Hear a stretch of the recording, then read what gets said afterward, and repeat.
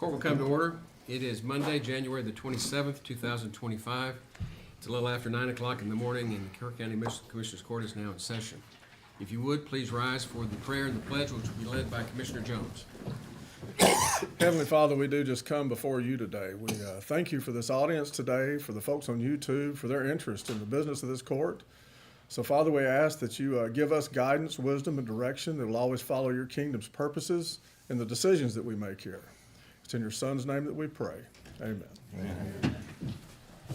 I pledge allegiance to the flag of the United States of America and to the republic for which it stands, one nation, under God, indivisible, with liberty and justice for all.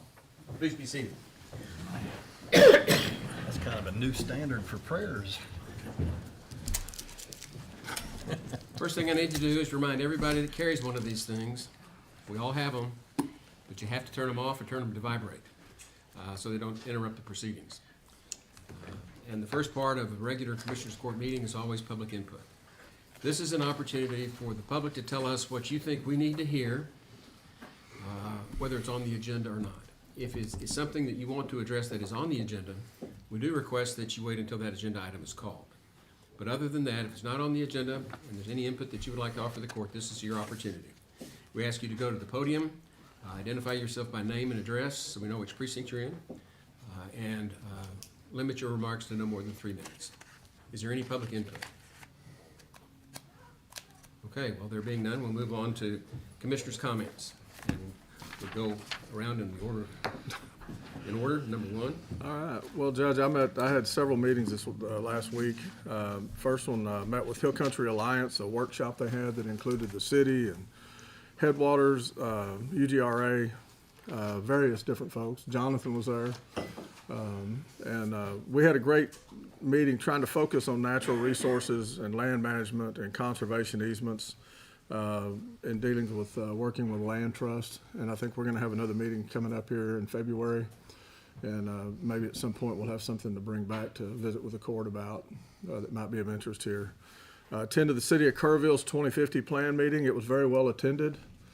They've very ambitious with their goals that they're looking at on there. So I'll be interested in seeing how that plays out for them. But they did have a pretty interesting plan forward, but they're very serious about considering water conservation, which was my interest there. And then the workshop at the for fire mitigation at the Kerr Youth Event Center, dealing with mitigation preparedness, fire mitigation preparedness, and I think we're going to have some information we can pass on to subdivisions so that they can start taking advantage of their FireWise program, so that might help some to offset their insurance costs, along with protect them from any monster fires that we might have coming this way. And that's about it. Very good. Okay. Two. Well, I'm going to build on a little bit of what Tom said, but anyway, first off, the burn ban remains lifted for Precinct 2. So I believe that means 1, 2, and 3 all have lifted the burn ban, and we'll see what Commissioner Harris says about it in 4. But I also attended the Wildlife and Forestry event to raise awareness about wildfire prevention and preparedness last Thursday. I mean, I was amazed at the turnout. It was standing room only in the room that we had at the Youth Event Center. But people were given some excellent information about reducing the risk of wildfires, and also about information, as Commissioner Jones mentioned, about the Forestry's FireWise Communities program. And again, there are potential insurance benefits as well as grant funding that is available through the USDA Forest Service. And that's got my personal attention, because $750 per acre, there's a reimbursement up to a maximum of $10,000 is available this year for Kerr County. There are only 3 counties that grant is available to. So if you want any more information, you do have to get an estimate from a contractor to get that grant approval. But the folks from Wildlife and Forestry will help you with that program. They'll even come out and do an assessment on your property. And for more information, go to www.texaswildfirerisk.com. Otherwise, we're going to have a bidders meeting at the Youth Event Center Indoor Arena this afternoon. That's on the structural improvements that are required in conjunction with replacement of that roof.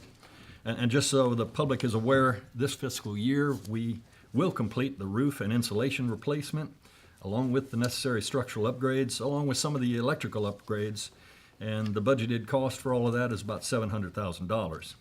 We'll also be meeting with Mustard Architects and Keener Engineering later this week to review and finalize plans for the 550 Earl Garrett building and the modifications that are required for adult probation's office move in there. And as well as they're going to finalize the plans, future plans for the indoor arena. And that remaining work after we're done with this year's $700,000 investments is $1.8 million, which will be considered in our upcoming budget workshops. But at least we'll have complete architectural and engineering plans and designs for those works and have a better idea of what the cost will be when that comes up for discussion. Also met with our new State House Representative, Wes Verdell, along with his district director, Barbara Dool-Ferguson, and of course Commissioner Holt attended as well. I believe Representative Verdell also met with other members of the court. We discussed several key issues, including House Bill 3697 that took away the county's authority in matters of subdivisions with lots greater than 10 acres. We also talked about the proposed hotel occupancy tax, and we talked about legislation to require county approvals for and to better regulate these battery energy storage system facilities. And lastly, I'll just point out that I watched in delight last Monday for the presidential inauguration festivities, and particularly enjoyed President Trump's speech. And then I attended the Kerr County Republican Party's inauguration event, and that was also great. We had a great turnout. Thoroughly enjoyed it, and then to make the day absolutely perfect and one of the best of my life. I knew this was coming. Yep. Yeah. Ohio State, my alma mater, won the national championship, and it was a great game. That's all. Congratulations. Thank you. Couldn't resist. All right. How to top that off? My team did not win, but that's okay. I won't say I'm sorry. For last 2 weeks, just to kind of let folks know some meetings I've been involved with. Rain, first of all. Our rain measured actually 1/4 inch, so very grateful to see that. Yeah, in the East Kerr area. And I know we have some more rain coming. We're very grateful for that. And the burn ban remains lifted for Precinct 3. And give folks a chance to get through some of that wood that they need to burn. Good meeting on Friday with Wes Verdell and Barbara Dool-Ferguson. We did discuss some of their initiatives. And I promised to meet with them tomorrow as they go to the Capitol for the first time in a long time, actually, to the state capitol, as TAC is having hosting some commissioners to go up there. I'll meet with him in his office and then see some of the activities that are going on our Capitol Hill. So please reach out to me if you need me to represent anything. It's really about supporting important bills like the one he's doing against battery energy storage systems. Secondly, on Saturday, we had a very productive meeting out in Comfort at the Lobby Coffee Shop, where Comfort Neighbors, which is a group that is formed out there, met to discuss a recent planned development, which has grown significantly from 1,100 homes with an additional, I think, 1,400 homes on top of that. Oh my God. That is their phase 2, which was recently announced. So if it wasn't large enough with the 1,100 home threat, which could really tap into our water resources, just double that. So we're definitely concerned, but I am most impressed with this group, which has risen up. They had booths, they had great speakers, they had great subjects, but really stole the show on Saturday was the Greater Edwards Water Alliance. Mm-hmm. They had folks that showed up and spoke about how we can reach out and about what we need to do, and that said that they are on track out there. And of course, our nexus with Kerr County is East Kerr County and the water aquifer. The traffic that would go through there into our county as well, if this should come to pass in the future. and I'll continue to be involved in that meeting. It's just very impressive, and I spent time on stage with Chad Carpenter for that. Airport meeting number 3, topic for me today. Met with the airport manager, and we went over and had a tour of the airport, talked about the future of our shared city and county airport, and just a part of that liaison appointment I've been with. Felt very familiar sitting in the airport talking about capital improvements and about where we're at in the future. So more to follow on that. Just wanted to make sure that folks are aware. And then tomorrow again, lastly, if you need me to represent in a certain way, I'll be at the Capitol tomorrow. Thank you. Okay. All right. Last but not least, Well, 4. yeah. I'm just gonna talk about precinct 4. And I'm gonna talk about how big it is. It's 2/3 of our county. That's 1,100 acres, 2/3 of 1,100 acres. 1,000. 1,000. Yeah. 11,000 acres, I'm sorry. Yeah. And, and the burn ban, mine is off right now. And I've done the same thing for 6 years. I'm not about to change now.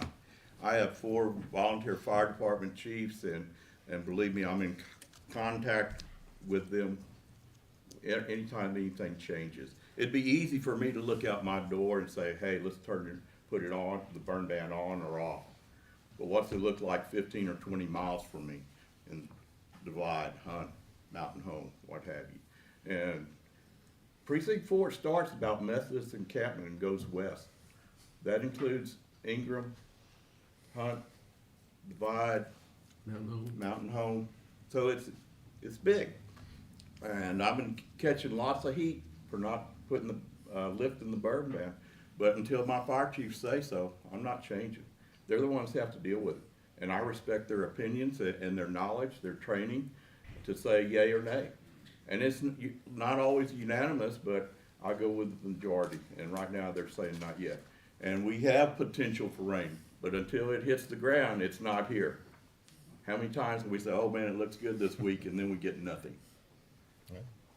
Nadine and I pulled up the same time this morning, and I got a rain gauge out there. She probably saw me checking it. I dumped 3 drops out of it. So right now, I may lift it tomorrow or the next day, depending on what the fire chiefs say, but we haven't got it yet. So that's my stance. That's it. Okay, and as far as the county-wide, I got some really pretty impressive photographs this weekend from some of our youth that are participating at the Fort Worth Stock Show. And evidently, they're raking in the awards. And I don't have all the details to tell you who and what, but I saw 2 beautiful little Ditmar girls holding probably 30 or 40 ribbons. With their breeding sheep, I mean, it's they're competitive. we'll hear what we did, but it's nice to see our kids go to the big city and do well. So, with that, we'll move on to the consideration docket. And the first item on the agenda is item 1.1, consider, discuss, and take appropriate action regarding the 2024 Kerr County Historical Commission report and the appointments for new members. And I see new faces out there, Barbara. And this is Barbara Oates. Barbara Oates, Chair of the Kerr County Historical Commission. Thank you for letting me have a few minutes today. I'm hoping all of y'all got the report in the read ahead. We'll try to do that, so I'm not going to read the whole report this year. I do want to publicly say and begin the year by thanking all of you for financially supporting the Kerr County Historical Commission so that we can do our work, and also throughout the last months, the continued efforts to provide us a space so that we can work. The Kerr County Historical Commission will be 50 years old in October of this year. We have never had, other than the downstairs courthouse space, a large enough space to do a lot of our work in preparation of exhibits. And so we're really appreciative of that, of Commissioner Paces, Commissioner Harris, all of you who have considered that and now have given us the space. We look forward to moving in there.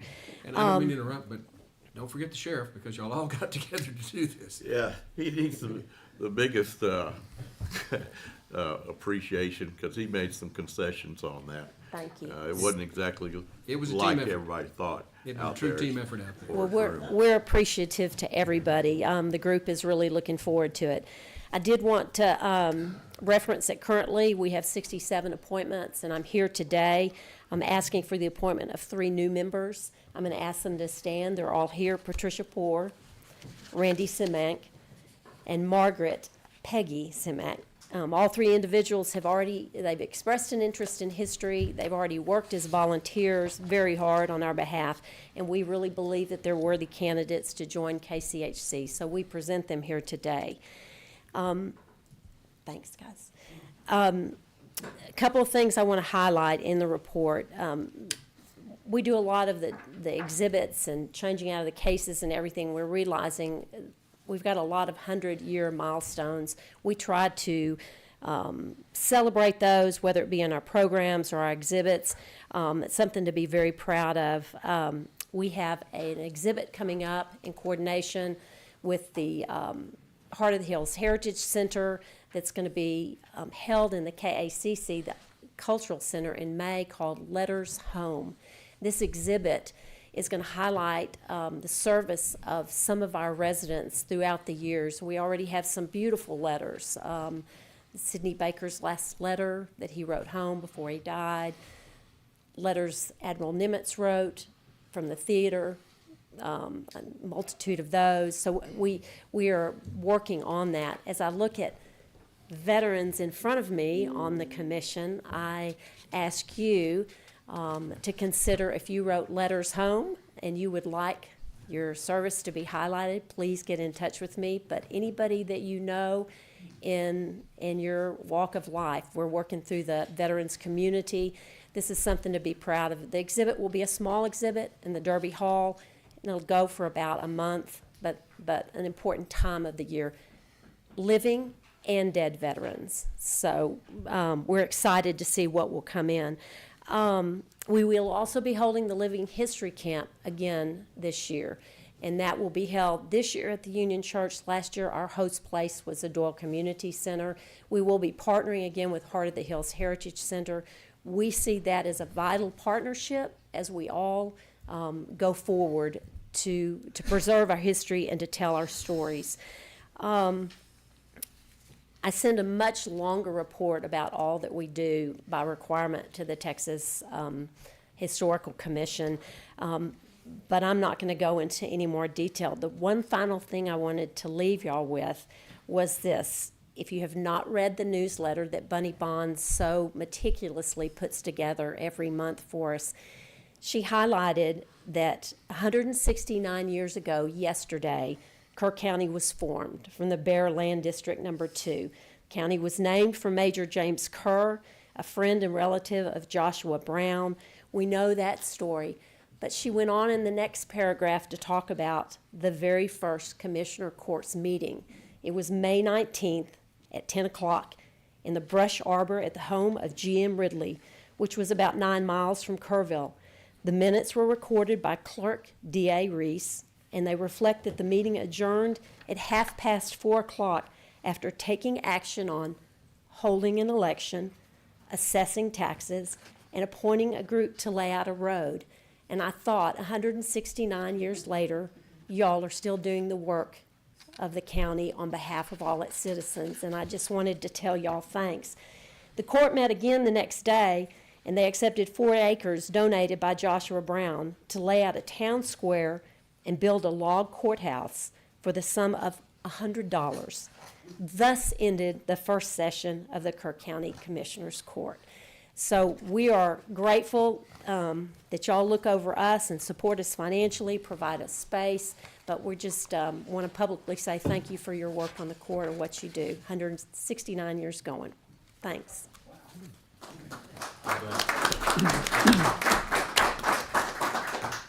And are you seeking our approval of the new members of the commission? Do we need to take action on that?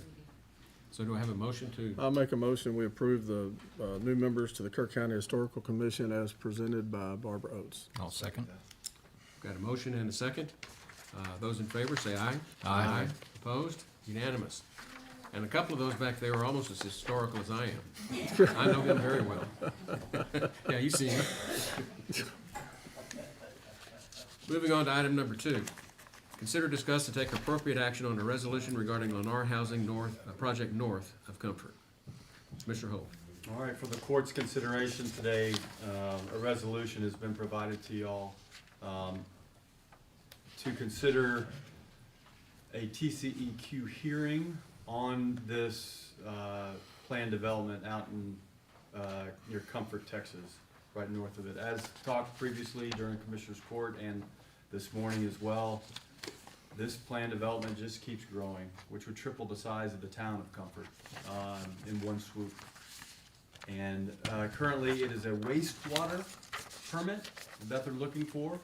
And just to let you know the size of the water to be consumed, they're asking for a wastewater discharge of 600,000 gallons per day out in East Kerr County and Comfort, which is West Kendall County. So imagine the consumption if the discharge is 600,000 on the surface. So in order to get around some constraints that Kendall had in place, which was, you can imagine, 10 acres for subdivision regulations, they're trying to do a MUD or a PUD, a utility district, in order to get around that.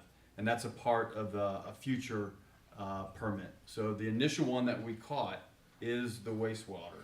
So in order to stand in firm with Kendall County, and certainly appreciate Commissioner Jennifer McCall being here today from Kendall County to represent, we're doing a very similar resolution.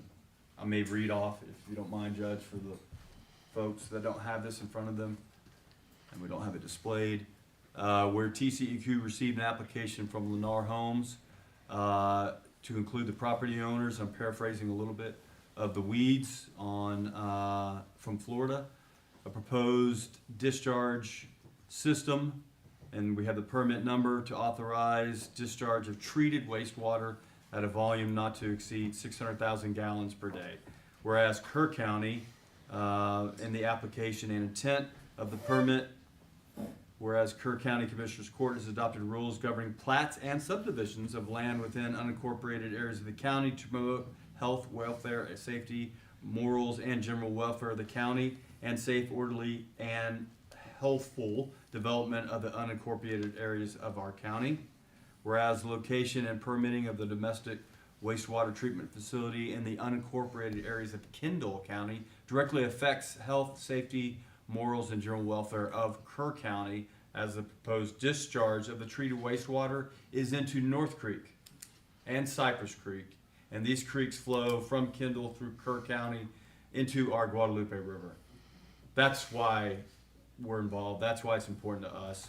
Whereas the county has spent already $56 million through East Kerr and Centerpoint wastewater project, with most of these funds coming from the Clean Water State Revolving Fund, with the purpose of this project to improve water quality in our Guadalupe River by removing septic systems from the areas of the vicinity of the Guadalupe River, where Kerr County believes the discharge of this wastewater into a tributary of the Guadalupe is contrary to the intent of that document and the future water quality of North Creek and Guadalupe River.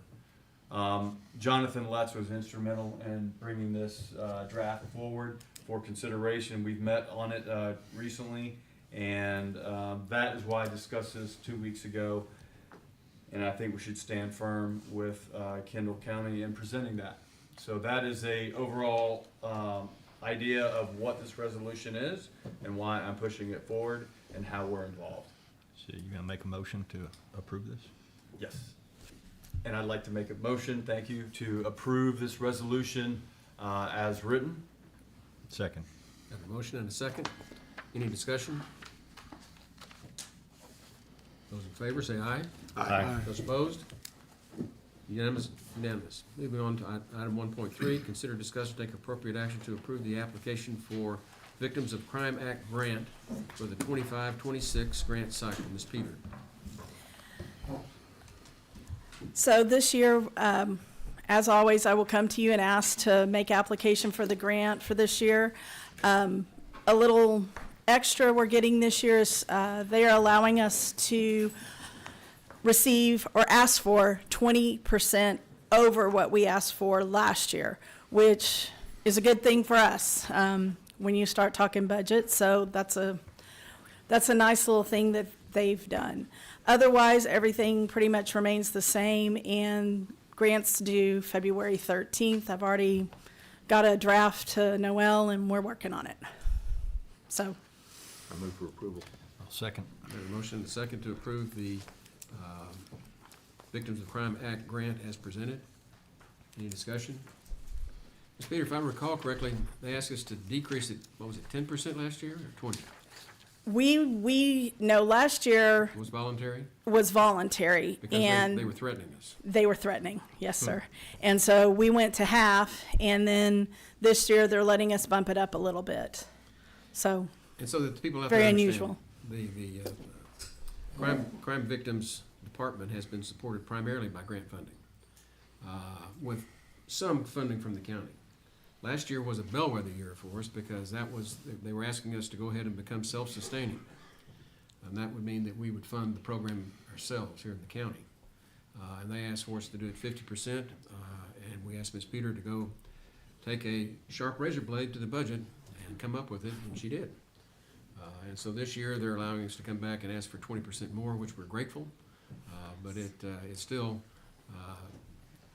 Kerr County is still paying a pretty substantial portion of the budget. But we appreciate the grant. Absolutely. Any other discussion about that? No, just thank you for all the work you've done on it, Pam. Absolutely. Those in favor say aye. Aye. Opposed? Unanimous. Let's move on to 1.4. Don't move.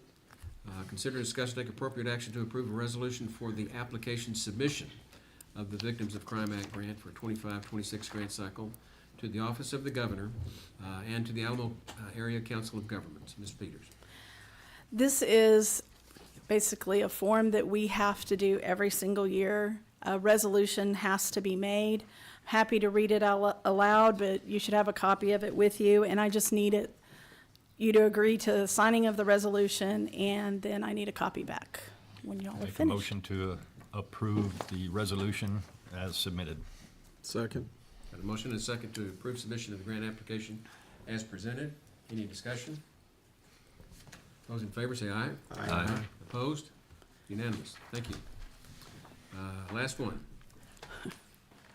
1.5, consider, discuss, take appropriate action to approve the Victim Services Coordinator and other county official to discuss and negotiate the plan and possible MOU, Memorandum of Understanding, needed in order to share cost of the Victim of Crimes Act grant-funded positions of Victim Services Coordinator and the Assistant Victim Services Coordinator with officials in Gillespie and Bandera counties. Ms. Peter. Okay, so a little background on this. What Kerr County, because we provide services to Gillespie County, because we're a split district, so through the 216th, we're providing services to people in Gillespie County, and then Bandera County through the 198th.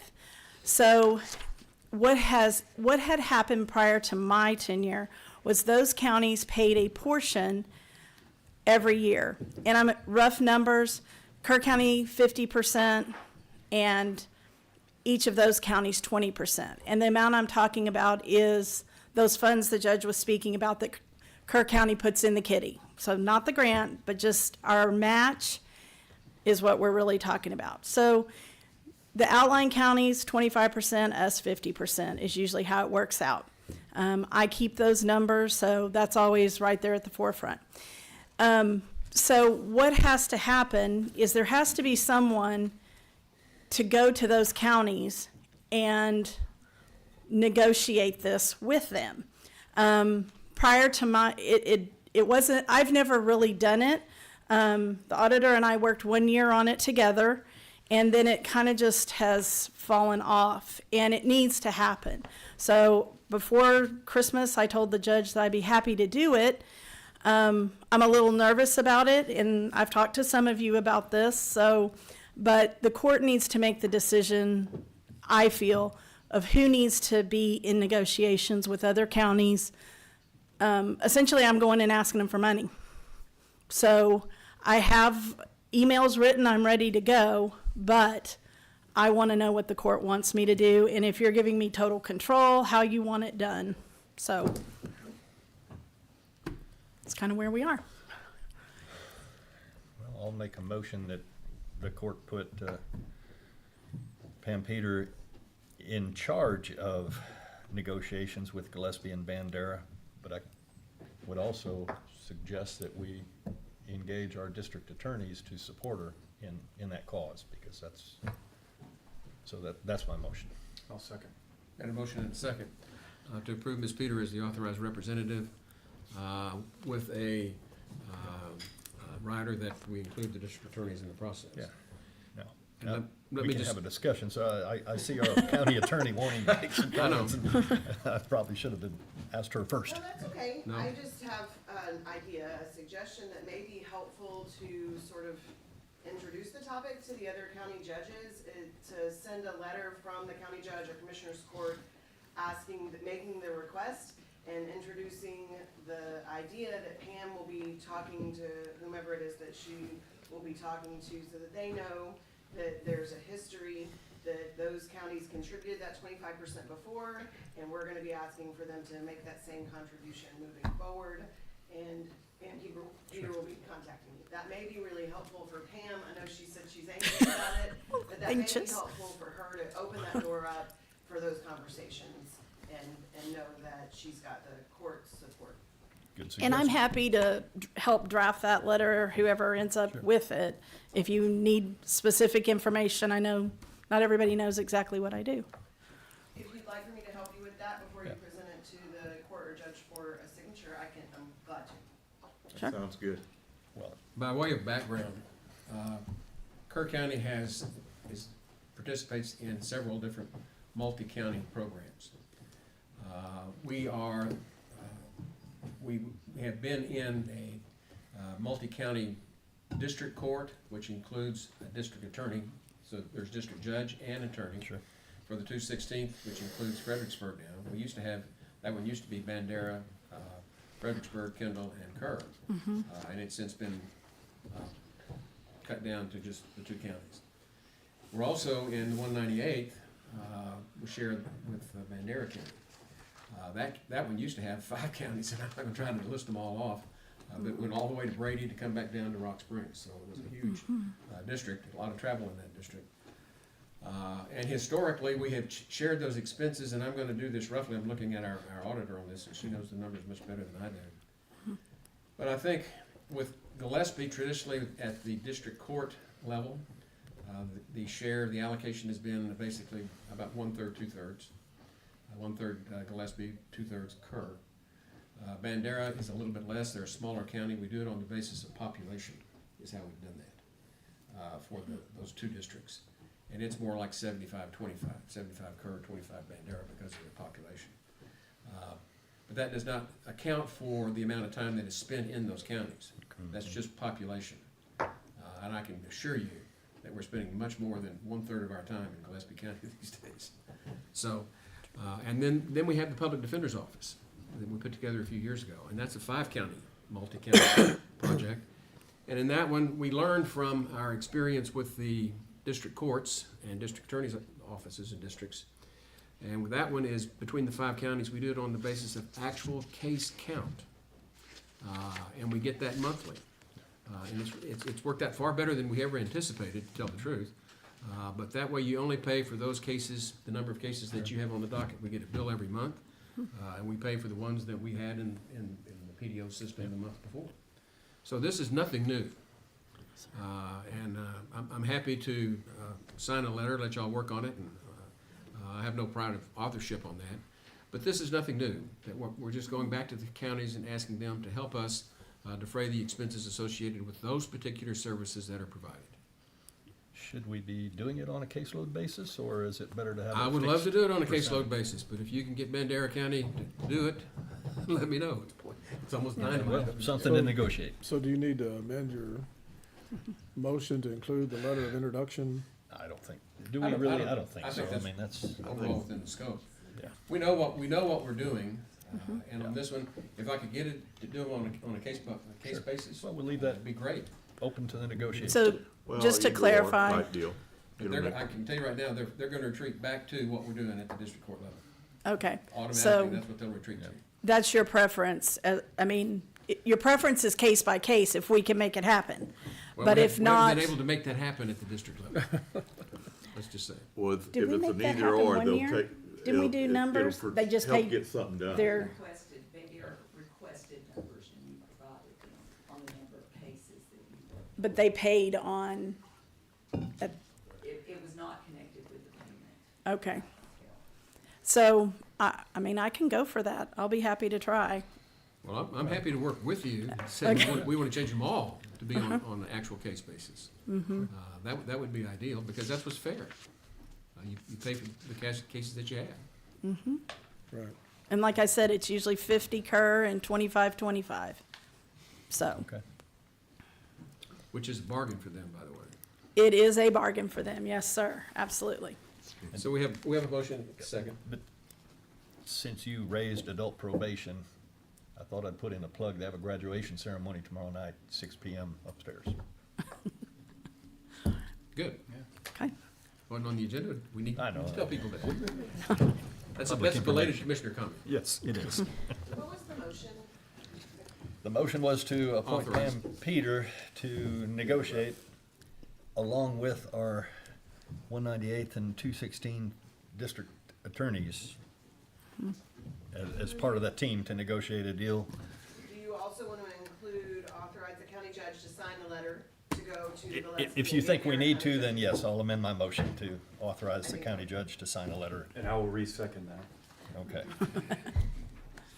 for that letter. Seemed like I asked about that, yeah. Okay. Whatever this is, that's before the court. Yes, sir. All those in favor say aye. Aye. Opposed? Unanimous. Thank you, Ms. Peter. Thank y'all. I appreciate it. 1.6, consider, discuss, and take appropriate action to approve and authorize the purchase of the next-gen high-capacity firewall and switches for install at the sheriff's office. Devices allow for higher survivability and data rate transfers. Devices would be purchased through RX Technologies. And I understood none of that. Good morning, Court. Mr. Stevens. Yes, this is our continued effort to harden our system with next-gen capacities. The firewall piece of it, of this initiative, is to help with our redundancy for our deployed or our recovery location. And then the switches themselves, they're high capacity, also allowing us to expand our network. Our current switches are either reaching end of life or are running out of room for new spaces.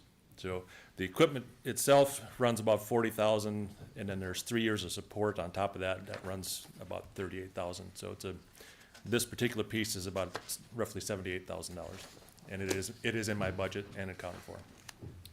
That's what I was gonna ask. That's what I was gonna ask too. I yeah. move for approval. Second.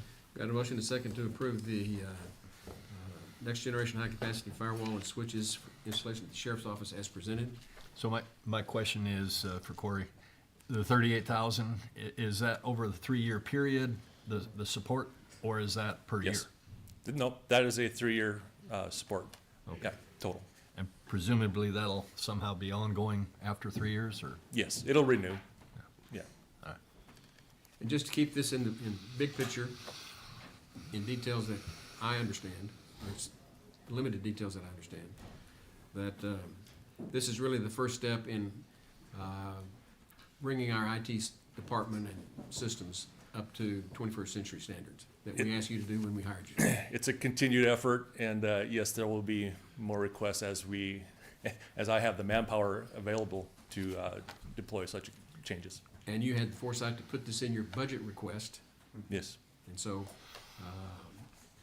we were able to do this. yes, sir. Okay. So with that, those in favor say aye. Aye. Opposed? Unanimous, thank you. Next item is 1.7, consider, discuss, and take appropriate action to approve and authorize the county judge to sign a service agreement with Digital Age Tech Consultants LLC for the installation upgrade of current Laserfish platform. Current platform contract has expired and was close to end of life and needed to be migrated to next version. Mr. Tennis. So yes, in my discovery of upgrading and bringing our services into the 21st century, The Laserfish platform that we currently utilize for document recovery, storage for the clerk's office, the community, or the commissioner's office, or court, excuse me. That program had lapsed, a contract had lapsed and needed to be refreshed. During the discovery piece of that, we found that we were closely reaching end of life and needed to basically do a refresh on that program as well. Working with the county clerk, we've identified the proper solution to move forward. The initial install migration is $8,500, and then that is actually an annual cost of roughly $7,600 a year. You know, wasn't exactly into my initial budget plan, but I found a way to make it happen. Yeah. It needed to happen. Just question on that, so maybe the court understands, we're trying to digitize a lot of records correctly off of a microfiche? 'Cause you said laserfish, Yes. so we understand what media are we trying to manipulate? Do you want to talk about it a little bit more? Let's get a motion in a second. I'll make a motion. We got a motion, and is there a second? I'll do the second. Okay, we got a motion and a second. Proceed. Nadine, she's the one that actually utilizes the program more than I do, so. Thank you.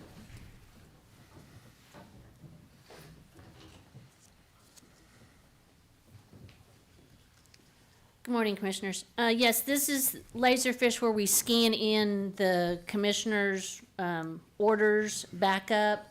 Also, the land records uses it for the older records and that. I believe the auditor's office uses it. I know the tax office and voter registration uses it.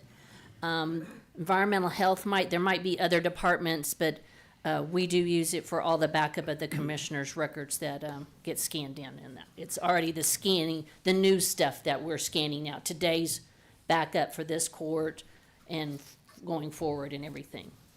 So it had just expired? So, yeah, at some point in the last 2 years, the continual contract had kind of run its course, and it had been overlooked. So in the discovery piece, this is kind of where we found we need to be and where we need to go as we modernize and continue to move forward. Did we lose out on a bunch of updates to it? That time frame? Luckily, no. But this is an effort to get ahead of those so that way we do have continual service moving forward. Okay. And just to kind of oversimplify it, this is a very old system, a very important and vital system, and this was an update that we had not planned on, but it's not that expensive and easy for us to go ahead and do it. Yes. Right. So, A question, Nadine, before you walk away. Yes, sir. And I support this, that's not a problem, but I recall a couple years ago, early on in my history up here, that then County Clerk Jackie Dowdy informed me that, all of the county clerk's things were digitized. And I guess it was probably using this or some other version. Yes, sir. Yeah. Yeah, the older records are on Laserfish. The old books and that are on Laserfish in Yeah. that. So, I mean, that helps to update this in case we need to go back to older deed records, land records, easements and all that to look at those records and that. And all that's great. I fully support digitizing everything and storing it that way. Is that like a PDF or how is this stuff, when you say Laserfish, what is it really? That's just the name of it. I don't know why it's called Laserfish. Okay. Always has been, as far as I know. But it is saved as PDF documents and That's that. all. I'm good. Thank you. Good. So microfiche is outdated. I would have thought so, but it was throwing me. New fish, huh? It actually, I think it evolved into laser. Is it just a different? I don't It's a know. different Anyway, format for Careful, data. I resemble that. I know. okay. Okay. Those in favor say aye. Aye. Opposed? Unanimous. Moving on to 1.8, discuss and review. 1. No, that was 1.7. Oh, was it? I'm sorry. That was one side. Yeah, now we're on I'm sorry. 1.8. My mistake. 1.8 is discuss and review installation of endpoint detection and response platform, which you call EDR, with RX Technologies and Fortinet Services. EDR leverages next-gen firewalls and antivirus programming, providing additional layers of zero-day defense against new emerging cyber threats. Mr. Tennis. So yes, this is a, excuse me, again, more of a hardened defense for antivirus, malicious emails. This will actually combine two different services that we are utilizing today and streamlining our antivirus protection. This does protect against zero-day defense, which is new and emerging signatures of malicious attacks. So if a particular end user, computer, workstation, phone, or something does happen to get attacked, we can actually stop it at that particular device, thereby not allowing it to spread throughout the county. So this initial push is, it's a $35,000 push that covers 3 years of service, so basically $11,000 a year. And by combining the two other services that we're utilizing, it's almost a wash because the other two platforms do cost roughly $11,000 a year already. So it's a migration. So in 3 years, then it will be an annual cost of $33,000. But I can budget for that down the road. Okay. Corey, it sounds good to me. But since you mentioned the word Microsoft Office, what's the latest on that? When are we gonna update? So through a series of benchmarks, milestones, it had been discovered that my shell game of projects needed to be reorganized. I'll just kind of say it that way. And our migration to Office 365 now is looking to be late June, so summer-ish. Yeah, so there's certain programs that are in place that have to happen first before the next one can kick off. Unfortunately, that's one of those pieces that I have to push down the road until these other ones get completed. But it's still in the plan and Yes, it's sir. still in the budget? Oh, yes, sir. Okay. I move for approval. Second. Got a motion and a second to approve this endpoint direction response as platform is presented. Any other discussion on that? I got a question. And you know, all this is basically security, right?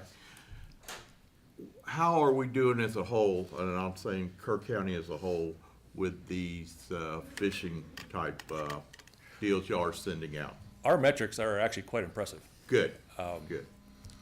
Considering where we started at in the first weeks, I think our initial hacks were at like 50% for the county. We're down into like the 2 to 3% range right now. So through the combined efforts of this training program, we will continue to improve on those metrics, as the sheriff can tell you that he bit off on one over the weekend, and it's part of the training platform. He won't do it again, I'll tell you that much. Okay, good to hear. So, yes, it's an evolving, an emerging training platform, which was the entire intent of it. Discuss and review. But we are doing quite well. Awareness, yeah. Yes. And this is still underneath your current FY budget, 1.8, it's Yes, sir. discuss Clear, and right? review. Oh, yes, sir. for item 1.8, the $35,000 for 3 years. Yes. Yeah. That's great. He's All right, pointed thank you. out there's no added cost. It's displacing other things. I don't know if we have to approve it. For those of you watching all the kibitzing up here at the bench, is this particular agenda item says discuss and review. And we It's don't have more any- informative. We Yes. have no action to take at this point. This is just a replacement, and you're showing us how all this is a wash. Yes, sir. And we're going Mistake. forward with it. Okay. Okay. So with that, thank you for your report. We'll move on to item 1.9, which is to consider, discuss, and take appropriate action to accept the 2024 Kerr County Constable Precinct 3 Office Racial Profile Report. Good morning. Officer Gonzalez. Good morning, court, members of the audience. Yes, sir, just as a annual requirement through the Kerr County Constable's Office Precinct 3, just submitted the racial profile report and just need the court's approval to accept it. I'll make a motion to accept Constable Gonzalez's report. Second. Got a motion and a second to approve the racial profiling report from Constable Precinct 3 as presented. Any discussion? Those in favor say aye. Aye. Opposed? Unanimous, thank you.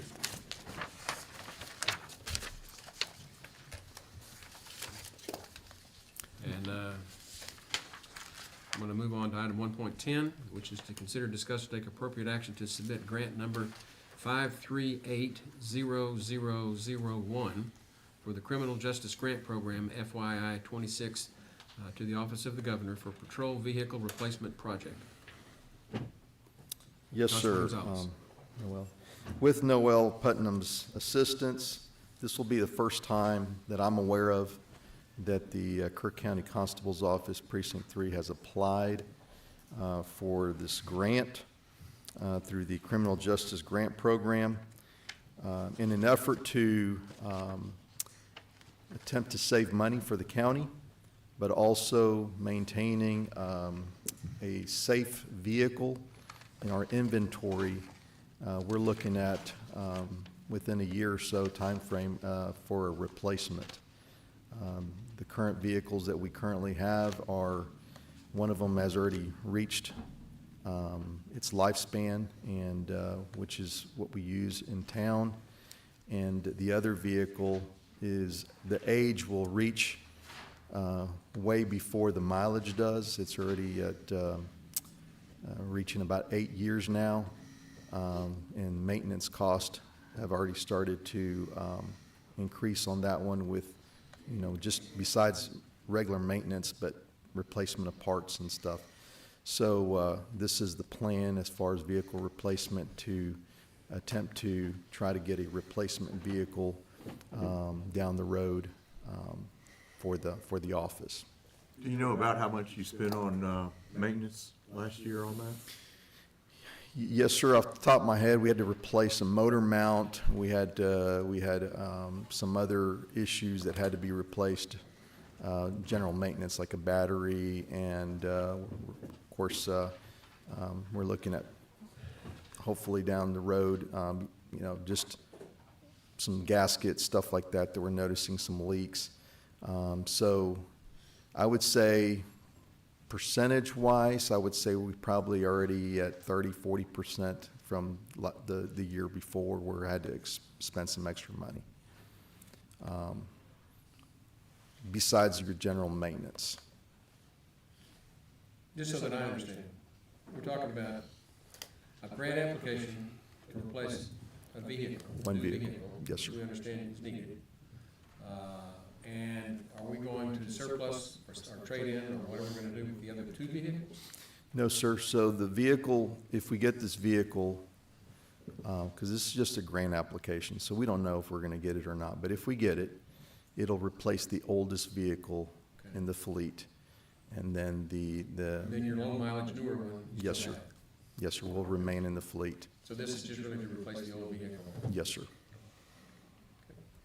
This is an attempt to, as I said, to save the county some money for that cost. What's the time frame for the grant to be approved? It's got to be submitted by February 13th. Yeah, but what's their process then? When would they likely award the grant, if we get it at all? We usually find out at the beginning of summer, sometime during the summer. It varies about whether or not it's approved. This is the same grant that we asked for last year for the ticket writers, which just got funded in December. So, and we asked for it this time last year. It just depends on how long ACOG, and this will go through ACOG and Office of the Governor, go through to actually fund. It says minimum grants 10,000. What are we applying for? Up to 75. 75 is the largest that ACOG recommends, because this will go through our COG before it goes to the governor. And if they recommend it to go to the governor, then we will find out whether or not the governor actually does choose to fund it. Okay. Good. All right. Can make a motion on item 1.10 to take our action for accepting this grant application. Second. Got a motion and a second to approve applying for the Criminal Justice Grant Program as presented for Patrol Vehicle Replacement Project. Any other discussion? Those in favor say aye. Aye. Opposed? Motion carries. Thank you. Okay, The next item is just protocol, as far as just the resolution that's required in order to apply for the grant. let me go ahead and call that. That would be item 1.11, which is to consider, discuss, and take appropriate action to approve a resolution for the Patrol Vehicle Replacement Project, Constable Precinct 3, grant application number 5380001 of the Criminal Justice Grant Program FY '26 to the Office of the Governor. That's what we're approving, right? You need a motion and a second on that. I'll make a motion. Second. A motion and a second. Any other discussion? Those in favor say aye. Aye. Motion, any opposed? Unanimous, thank you. Thank you. You get to go. I tell you what, I'm looking on here. Why don't we take a short break and come back at 5 after 10?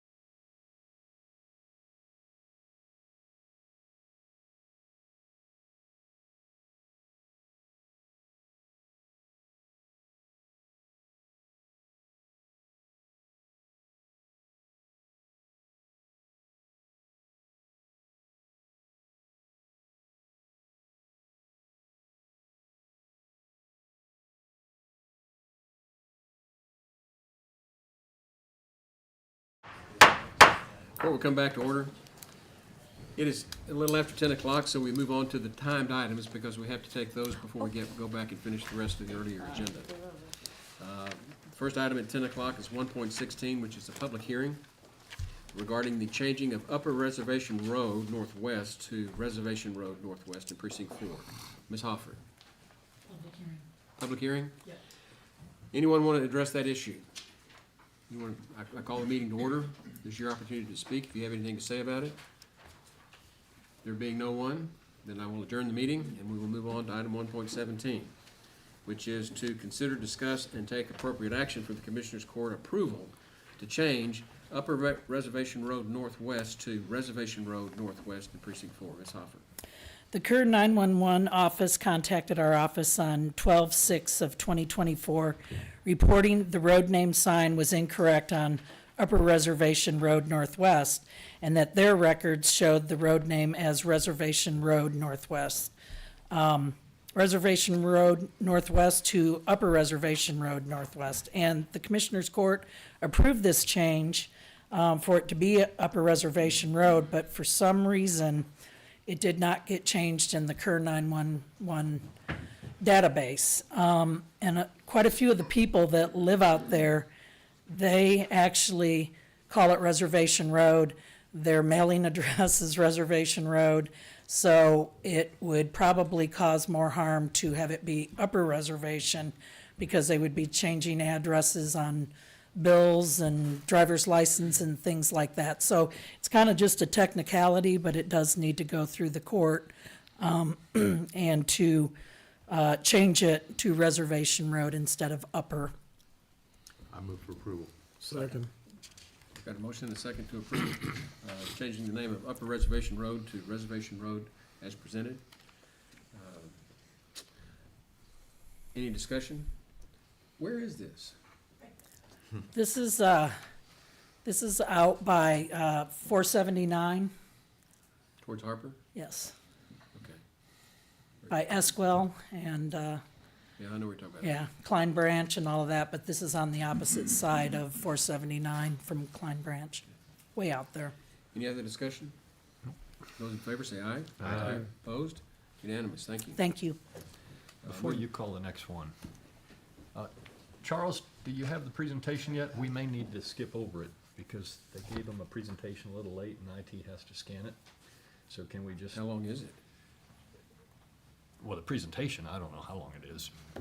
But the point is, they need a little time to get it checked by IT and get a thumb drive to Charles where he can open it up.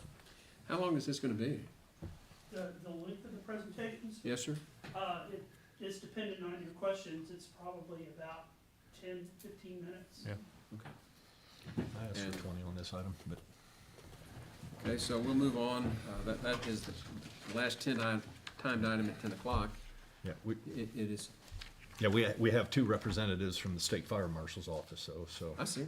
But as soon as IT has their presentation ready, then we can go to that item. I understand. Okay. Okay. Any confusion about that? Nope.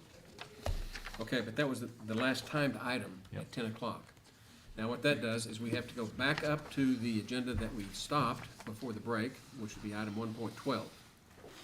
And that's to consider, discuss, take appropriate action to accept the FY '24 State Criminal Alien Assistance Program, or what you call SCAP. It's a reimbursement award from the Department of Justice. Ms. Putnam. Okay, I'm just here to ask that we do accept the current award.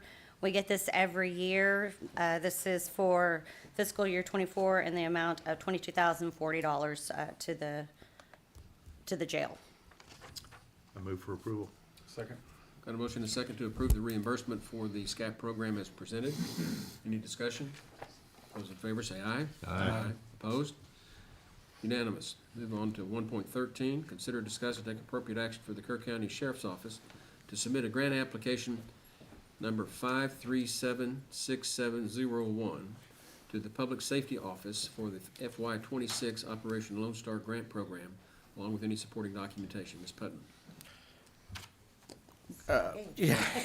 Lieutenant Gage. Good morning. Like I said, we just request permission from the court to go ahead and submit the application for fiscal year '26 for Operation Lone Star. So that project period, it opened, the grant already opened, so this, to apply for it, and then we'll probably look at funding for that. Will probably be October, November timeframe for that funding to come in, so. I move for approval to submit grant application 5376701. Second. Got a motion and a second to submit the application for the grant application as presented. Any discussion? Those in favor say aye. Aye. Opposed?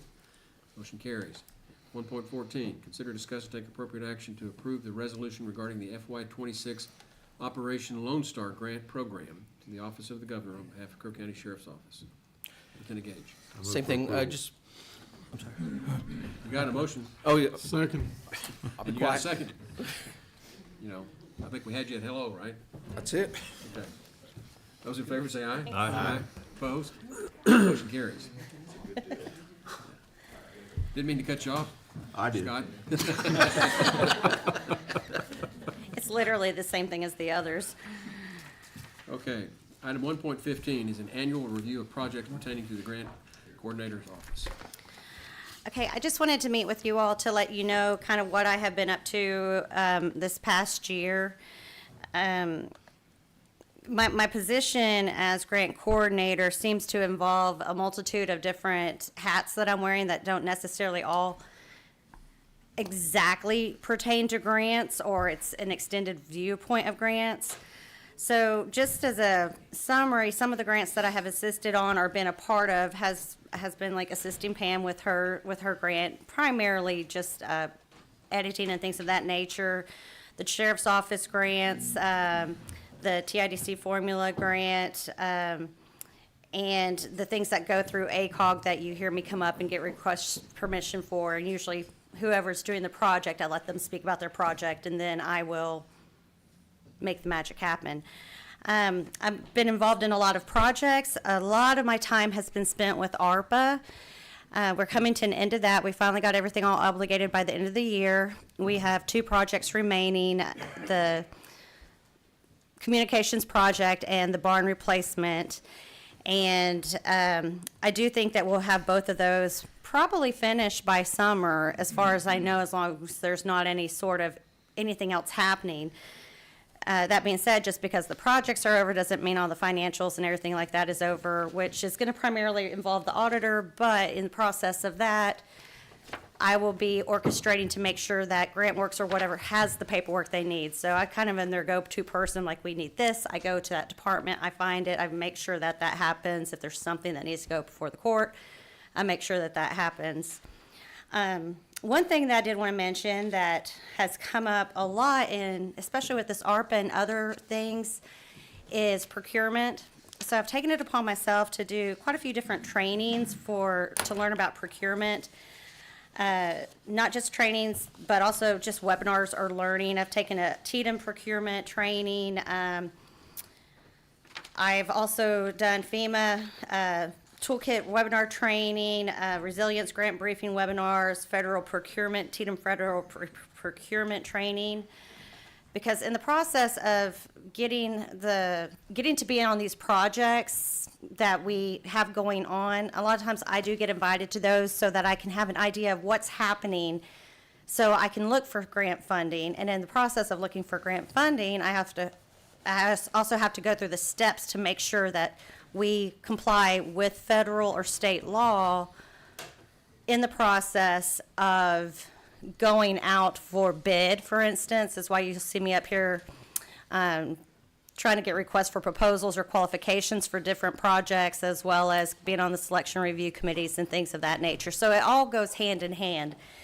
And thankfully, I have been able to get all of this training online for free, because you can find training online for free rather than having to travel or spend money on it.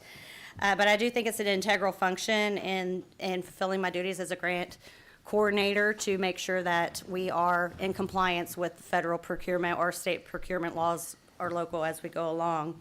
And I am interested in further education on that, so I'm constantly looking for opportunities. Some of the projects that we've worked on, as of course the VA pathway with ARPA, the indoor arena with ARPA. I've met with the animal shelter or animal services to talk about future planning for possible equipment and things of that nature that we can use once that building is completed. I was a part of the ACOG Art Focus Group meetings for the Rural Transportation Plan that we were exploring a while back. Part of the RFQs for the flood mitigation with getting engineers. I believe it was an engineer on that one. I also had hazard mitigation for the generators, and also our hazard mitigation plan in full. Other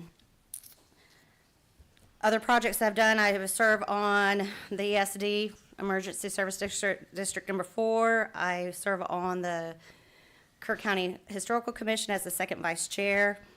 I've helped, and I also like to help when possible, and Jody gives me permission to help other departments in little ways that I can, just to kind of help where they need it. And for instance, I've assisted the maintenance department with a few things, like with their 5-year plan for the maintenance for the air conditioners, and trying to find funding and helping with the fire replacement suppression system. So I've met with him a few times. I've met with courthouse security. I've attended some of their meetings to try to assist in some funding for that and see what we need. Little things like helping people with spreadsheets, do that quite often. The county organizational chart and the phone list, I do keep up to date with those for just as little things to help. And I think that's about it, except for there has been some additional training that I've done for grant budgeting and reporting, and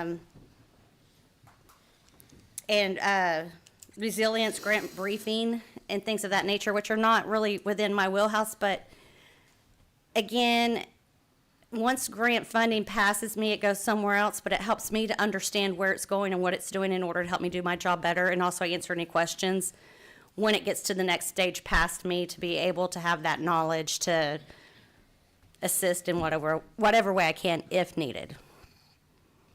Now, remind us, Ms. Button, how many years have you been with us? December 1st, 2021. That's when I started, so And you 3 wonder years. why I thought we needed a grant coordinator. Oh, I knew it. It's day one. Tremendous return on investment. And one of the best parts, and by the way, we are thankful for everything that you've done. We're grateful for that. You have done a marvelous job. Yeah. I can say that because I deal with you probably one-on-one more than anyone on the court. But she picks up all the things that would fall to Jody that she had to find somebody to do. And so this has been invaluable for us. And the one thing I ask about those that are bringing grants, we ask that they go through Jody first. So we either accept the project or not, because she does things that are broader than just a grant coordinator, as you heard. But we like to coordinate that through Jody, and she actually has the supervisory position for you. Yes. And so everybody, this is Jody in training. Oh, well, no one could ever live up to Jody. Jody runs the county. We're complimenting both of them. Thank you. Anything else? Got any questions or anything for me? Oh, okay, thank you. Thank you. Okay. Now they're ready. They're ready? Okay.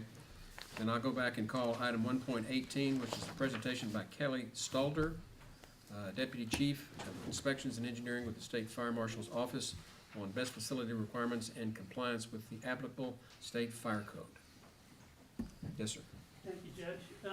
I'd like to also introduce our chief engineer, Eric DeArmond, who's here to answer most of the questions, because I'm just the deputy chief. He's the guy who actually knows what's going on.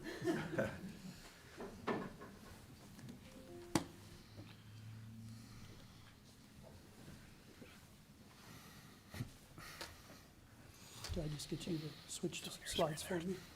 Yeah. Okay. Thank you. Go ahead. I suspect most of you know I was asked by Commissioner Paces to come and kind of give you a briefing on the battery electric storage systems and what our authority as the state fire marshal is in terms of the fire codes and regulations on these particular systems. And what I'm going to talk about today, battery electric storage systems actually covers a number of different battery chemistries. I'm going to talk just about lithium-ion batteries because I think that's probably of most interest to you. There are lots of battery storage systems out there. Every single one of your telephone centers and those little huts that you see sitting on the side of the road that says whatever telephone company on it has batteries in it, but those are lead acid batteries, kind of like what's in your car, right? There are a number of different kinds of lithium-ion chemistries. I won't try to go into all of that. They all have essentially the same energy density. So for the size of the battery, the amount of power, not the voltage, because the voltage is fixed because it's a lithium-ion battery, but the power it can produce is about the same no matter what size the battery, no matter what chemistry you're talking about, the battery is physically the same size. Mostly what you're hearing about here recently is installing these systems for utility grade operations. As you know, we went through a period a couple of years ago where there wasn't enough energy in the system to keep the grid up. And so one of the areas that ERCOT tried to promote growth in was energy storage systems that could take the power that's produced by photocells and windmills, because those only produce energy when the wind's blowing or when the sun's out. But if you have battery systems, you can store that energy and then run it back into the grid. This standard that I'm going to talk about has to do with battery electric storage systems over a particular size. It's not the ones that you'd have, hanging on the side of your house. They're much bigger than this, and some of them are the size of a intermodal container. Those containers that you see sitting on the back of a trailer going down the highway that they can take from the ship to the trailer to the train. They're essentially that size, and there might be several of them set right next to each other. Can you go to the next one, please? Thanks. The standard that we have adopted, and I'll talk a little bit about how that standard gets adopted under the Government Code 417 establishes the Office of the State Fire Marshal. The State Fire Marshal is appointed by the Commissioner of Insurance. There's all kinds of reasons why that is. That used to be actually a job when we had a Board of Insurance. One of the board members would serve as the State Fire Marshal. Then at one point we had a separate agency called the Texas Commission on Fire Protection that the State Fire Marshal was appointed by that commission.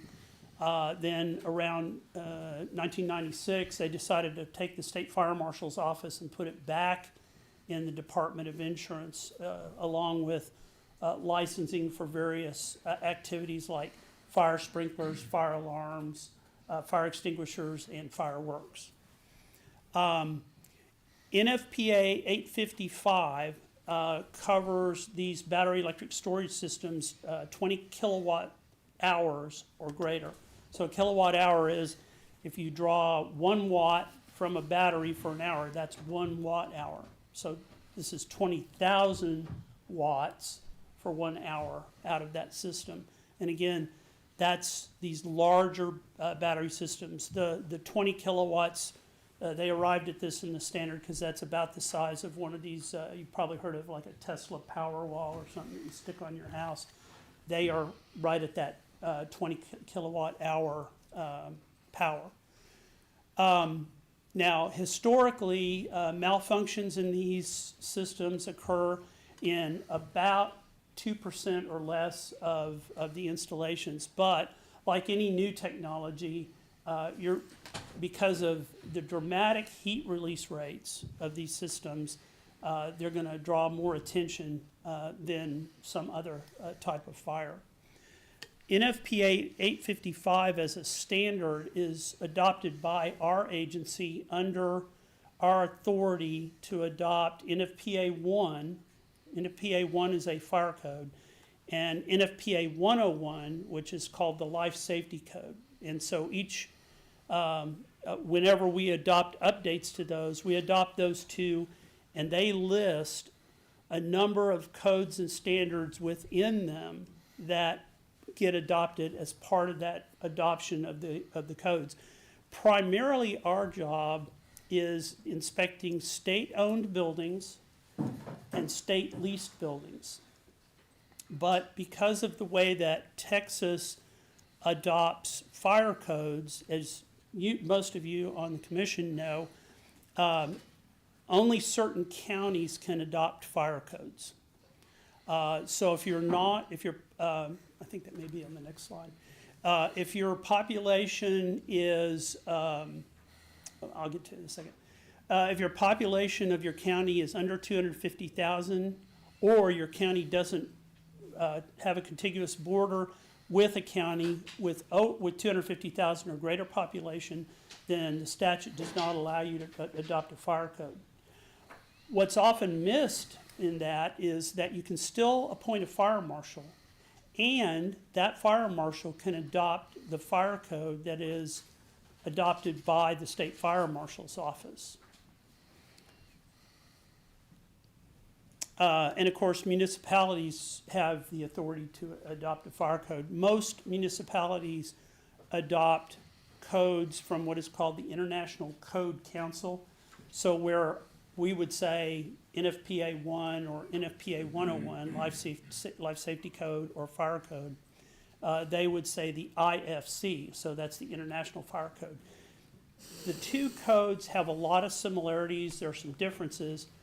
Where they tend to be the same is underlying standards. So in a municipality that adopts the International Fire Code, their standards for battery electric storage systems would adopt NFPA 855. So very similar regulation of those particular types of systems. Okay. And just for reference, that's from the Local Government Code 352. That's where it talks about the authority of counties to adopt a fire code and appoint a fire marshal. Okay, we'll go to the next one. So when these systems are proposed for installation, what we recommend, and I'll say this because we don't have the authority like a municipality to require permits. In other words, if somebody wants to come in and install something in an unincorporated county, they don't have to come to us and get a permit. The only way we know about it is if someone within that county asks us, hey, they're wanting to put this thing in. Now, some counties have development departments and require development permits for industrial operations, for instance. And they'll say, hey, they're planning on doing this activity or this activity, and they consult with us. The other mechanism is by complaint. So we've actually been asked to go to Fayette County, Van Zandt County, Hunt County, and Kerr County to talk about these systems. One of the things that the standard NFPA 855 calls for is an emergency operations plan. So if they were asking us to look at it, we'd say, okay, what is your emergency operations plan? And that emergency operations plan would have, amongst other things, these 5 items, and I'll go through them real briefly. One is emergency procedures for safe shutdown, de-energization, or isolation of the equipment in an emergency. Another is procedures to be followed for a dangerous condition. In other words, how to summon emergency personnel, who needs to be notified, what needs to be shut down as a result of a condition that exists that may indicate that there is an emergency about to happen. Procedures for fire, explosions, releases of liquids or vapors, or damage to any part of the system. the procedures for handling that equipment that is damaged. So in other words, if it's damaged by whatever reason, a fire or something else, somebody runs into it with a truck or whatever, they need to have procedures for how they handle that. How do they remove the damaged parts and dispose of the damaged parts? And then procedures for conducting drills for these emergency procedures. So those are the key items of that emergency plan that would be required under the standard for installations of these systems. Thank you. A key item of that is how do you handle something called thermal runaway? And some of you probably already know that term. When a lithium-ion battery is damaged, it has a much greater potential for the battery to go into what is called thermal runaway. So it produces, either as a cause of a direct short or a chemical process in the damage of the battery, it can begin heating. And as it heats, it can reach a point where it causes ignition of materials in the battery or surrounding parts. And because it is a self-heating process, it can continue to grow even if you are able to put water on the outside of these battery storage units. Now remember, if you're just putting water on the outside of the center modal container, you're not getting water on the battery itself. And so that's the reason why it's so important that there be a plan for how you're going to address this. And in many cases, the plan involves just confining the fire to one particular rack of batteries or to one particular box without extending to adjacent boxes with batteries in them as well. The systems also have a couple different things in them to try and prevent this thermal runaway. One is called a battery management system. And in these battery electric storage systems, the battery management system includes things like managing the charging voltage to make sure it's not exceeded, managing the charging current to make sure you don't put too much current into it, and then detecting when there is an anomalous, an unusual condition saying, hey, this isn't responding correctly to being charged, or the temperature is rising. Now they also include some additional items for doing gas detection to look for off-gassing from these battery components, because they we now know they produce certain vapors that may be a precursor to going into this thermal runaway condition. The edition that we're currently on has requirements for fire sprinkler protection. It's integral into the box that these battery racks are in. However, there is a lot of evidence. In fact, Texas A&M and the University of Texas both are conducting studies, but Texas A&M has done some burn studies that show that dumping water inside these containers may not be the best way to address the condition. And so we're watching that very closely. Any alterations from the code always requires the approval of what we call the AHJ, the authority having jurisdiction. So if somebody wants to do something that isn't exactly called out in NFPA 855, then they would have to, in the areas where we have jurisdiction, would have to contact us, and we would have to see a plan for that alternate, what we call alternate means of protection. Kelly, again, Yeah. what's the acronym stand for? What is it? AHJ? Yeah, Authority having jurisdiction. thank you. It's typically used to refer to like building code officials, fire marshals, sometimes health code officials. Sure. The standard also requires regular inspections of these systems, as well as functional testing, so that they can, the goal is to be aware of deterioration conditions and take batteries out of service before they become a problem and can get into thermal runaway. And it lists a whole bunch of things there, hot spots and corrosion and things like that. All of these are things that we expect them to identify in their plan and to look for. Thank you. It also, and I mentioned this earlier, we're looking for an early warning system because sometimes we can identify these problems before they reach the thermal runaway stage. There are current management systems, which is a fancy way of saying there's little fuses in between the batteries that will melt at a certain current that's supposed to be higher than the current that would cause the battery to overheat. And so that's part of the construction of the battery. There's also, I forget what it's called, but it's a valve in each of the battery cells. And some of you have seen these batteries.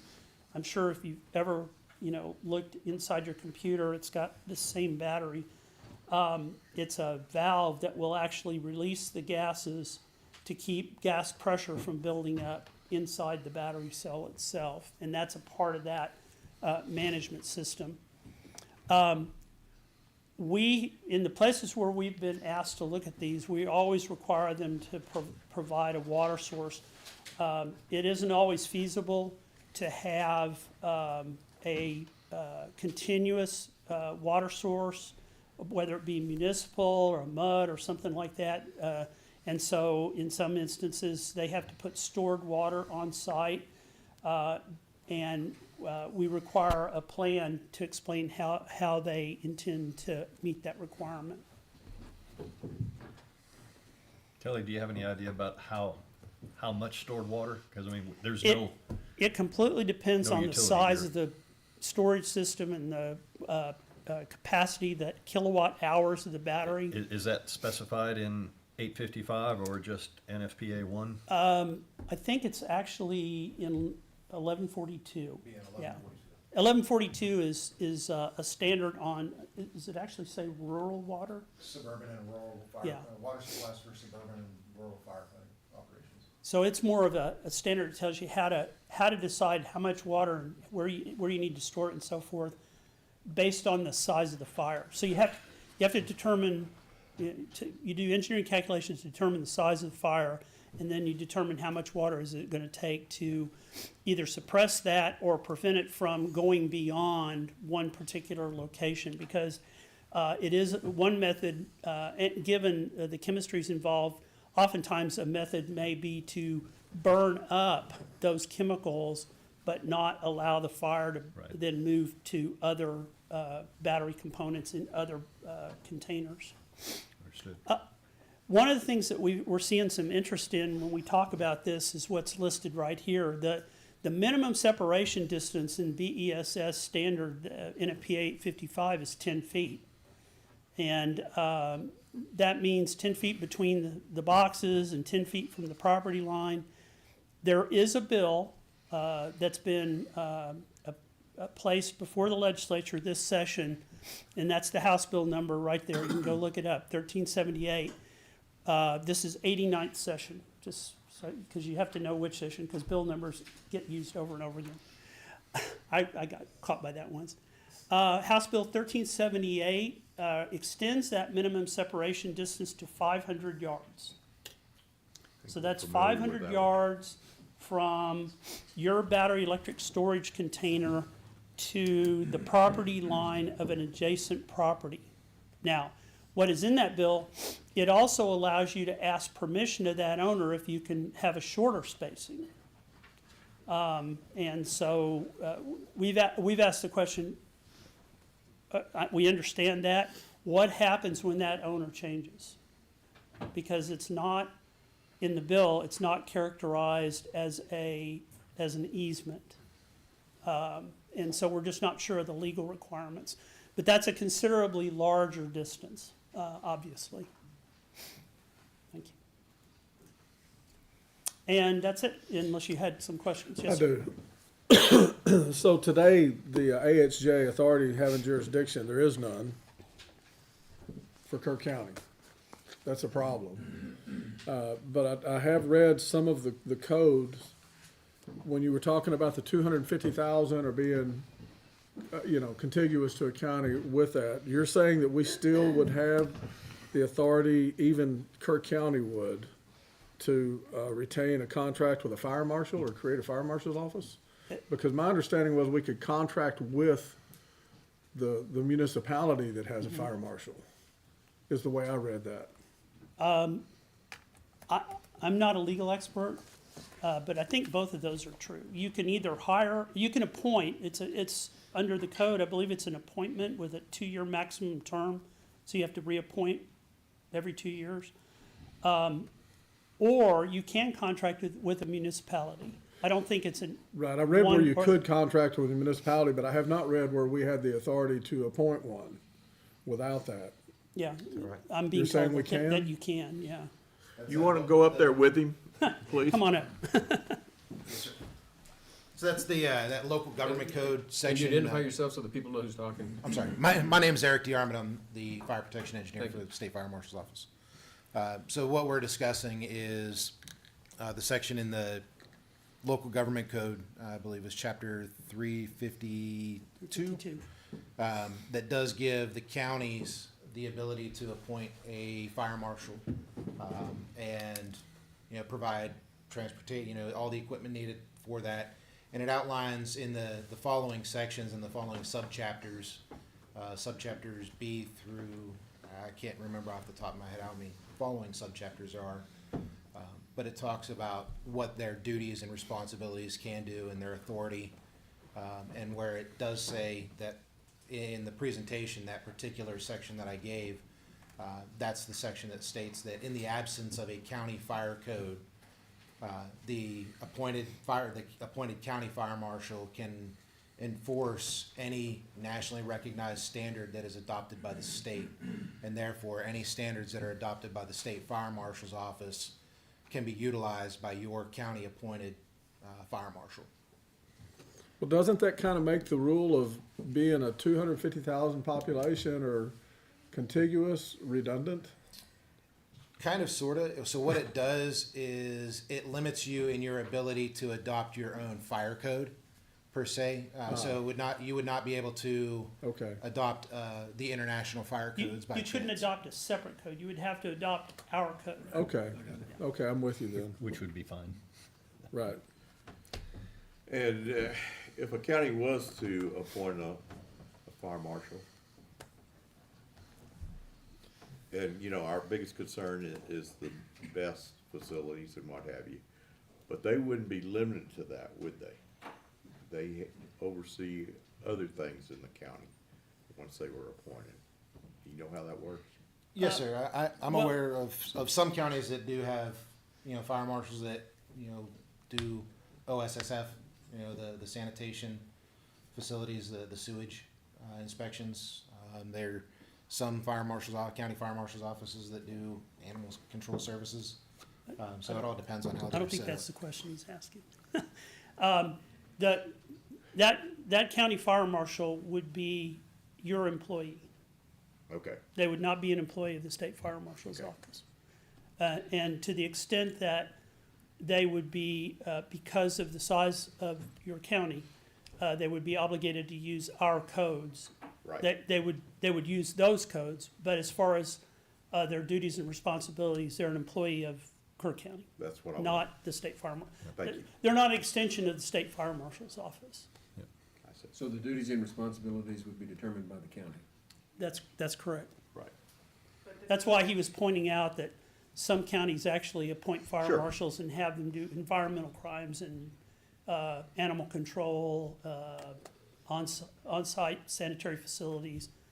They just lump all that together under the fire marshal. Well, there's positives and negatives to having a fire marshal. That's right. And we want to avoid those negatives because it Understand. is county and Understand. not municipality. And that would create quite an uproar. Yeah. I've always felt like we would be favorable to have a fire marshal, but we can't have them going out to every little business in Kerr County and trying to make them come up to your fire Right. code, or we're gonna have an uprising. Well, That's exactly why I asked the question. But Yeah. not to put too fine a point on it, but since you don't have one, if we get a complaint in Kerr County, we're obligated by statute to come in and address that complaint.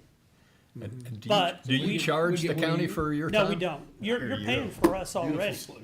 But the thing is we don't look at, we don't come to the county and say, okay, we're gonna inspect all these buildings in Kerr County. That's not how we're statutorily created. But if there is a complaint, we're obligated to look at that complaint. And that complaint can come from who? Any person, it says in the statute, any person. Okay. Well, there you go. Doesn't even have to be My this. other concern is that the fire code does not have the ability to address the runoff. When you're when you're talking about putting in fire suppression, you're talking about water. The big concern that we've had for several counties around here is what happens to that water, Right. because it's going into a very sensitive aquifer system right Yes, now. And so we would particularly like to see some type of a containment system for that runoff initiated with their rules and what they have to abide by. Well, that might not be an unreasonable thing to request as a part of the emergency plan that's required under NFPA 855. There you go. I mean, it's very clear, we don't have any kind of, in the rural areas, we don't have the public water available to fight a fire, so it would have to be stored water, and we'd have to look at the size of the facility and how much that storage would be. I would guess that's fairly costly. But the reality is, I mean, you can't really put a thermal runaway fire out with water. You can only protect other things. And here we are in a drought-prone county, and wildfires are a major problem for us. So that's going to be the main thing, is try to defend against sir. it No, spreading. I understand. But, you know, the real problem is there's just not enough water. So we'll, if we form the sub-regional planning commission, we'll be asking, why are they bringing these things in a county that has severe drought conditions and high risk of wildfire, and here's a prime Well, trigger. what do you think would be the advantage to having a fire marshal appointed? Well, other than you'd have someone that was dedicated to your county, to issues within Kerr County. And, you know, I mean, obviously, we're interested. If you call us, we're gonna Yeah. show up, but We like that. Yeah. we have limited resources. Sure. We do too. Understood. Right, especially money. But that's the beauty. I called a week ago and asked them to come and address the court, which is a follow-up to something we discussed in December. I appreciate you doing it. And here they are. It just shows how responsive they are. So if we're aware of a new facility, and that's the big problem. Right now, we're not even really aware until it's too late. But my understanding, and you please confirm or deny, once we know something's coming, we could ask you to inspect their plans and drawings and make sure that they are complying with 855 and that they will have emergency plans and resources available. Yeah, yes, sir. Just understand, we don't do plan reviews like a municipality. But we would certainly contact them and say, we've received a complaint and we need to look at how you plan to address this code, because it is a requirement for installing one of these Well, facilities. and that may be good enough, unincorporated Kerr as County. long as they know that before they go into operation, an inspection will be carried out. And, you know, they're gonna have to spend the money, whatever it takes, to comply with the regulations and the codes. Yeah, And, one of the that might be unfortunate enough of a things that deterrent. we discovered is that there, not just this type of facility, but many types of facilities, they're told, there are no rules. Come on down, there's no rules. But then when we get a complaint, there always were rules, and now Yeah. we get to tell them the sad news that they need to fix these problems that they would have or could have reasonably fixed at the time of design, Right. instead of after the fact. Now, I'm sorry, Commissioner, you had your hand up. You had a question? No, Oh. I'm waiting for you to finish. I'm just glad that people are discussing this, and it's, you know, it's evolved into a court discussion and education. But as I understand it, you're talking about emergency plans, not permitting. That's correct. We do not have authority to do permitting. And in order for us to be able to invoke enforcement of the codes that you enforce, we have to have a county fire marshal. That's, No. that, Or you use our office. we can use your office? We can enforce our codes in your county in the absence of a county fire marshal. Does that Well, include that's what we would permit, like. plan review? No. They don't do we're the not review. No review. Statutorily able to do the That's plan. after the fact. Well, There's no review and there's no permit. What we typically once- do is we say, when we know about these, we say, you really should have a incorporate a third party. This is often done in state projects. They hire a third party to review the work for, they hire architects and engineers to do a building, right? They hire a third party, typically a fire protection engineering firm, and that firm then reviews those plans and gives them, all the things that they need to look at to fix or whatever. So it's an arm's length relationship, and typically the third party is retained by the state agency so that they're reporting to the state agency and not to the architects and engineers who are actually doing the project. So according to, they're talking about over 800 of these in the state of Texas. state. Yes, sir. According to your numbers, we can expect 16 fires. 2%. If I may ask, that's 20 kilowatt, Yeah, not If, megawatt. if anybody's gonna speak, you need to go to the lectern. So, I don't want to correct y'all. My name is Audrey Berner, Kerr and Kendall counties, but that was for a 20 kilowatt, not megawatt. These facilities that we're looking at are like 100 to 250 megawatt facilities. So what is the incidence of failure on a large scale battery energy storage system? So, Sorry. 20 kilowatts is the minimum. So everything above 20 kilowatts falls under this standard. So 20 kilowatts to 20 megawatts would fall under this standard. But in our counties, in Kendall and Kerr County, we're looking at a minimum of 100 megawatt, not 20 kilowatt. Right. So the incidence of failure, do y'all know, gentlemen, is that much greater than We 2%? don't have Stats good on that? data on that to answer that question honestly. But Thank but you. I guess what I'm pointing out is, if once you go above that 20 kilowatt hour threshold, anything above that becomes something that falls under that standard. So whether it's 21 kilowatts, a megawatt, or 100 megawatts, they all fall under this NFPA 855.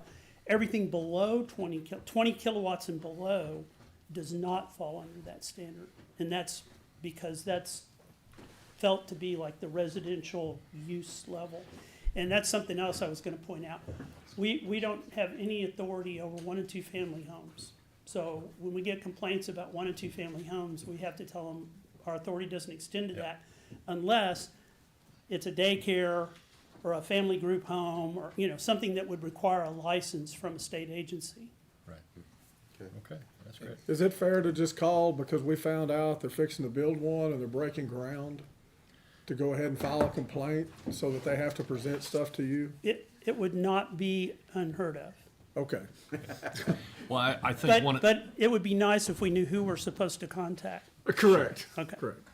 and I'll just add in, I note that we have members of our local press here today in court, and I hope that they will put out an article about your discussion and presentation and focus on the fact that if they do come here, we will be asking you at some point to look at their facilities, so they better be designing them to contain any water that's used to fight a fire, and also to have adequate water on site, which they would have to fight a fire, because they can't rely on, we don't have any public water that would be available.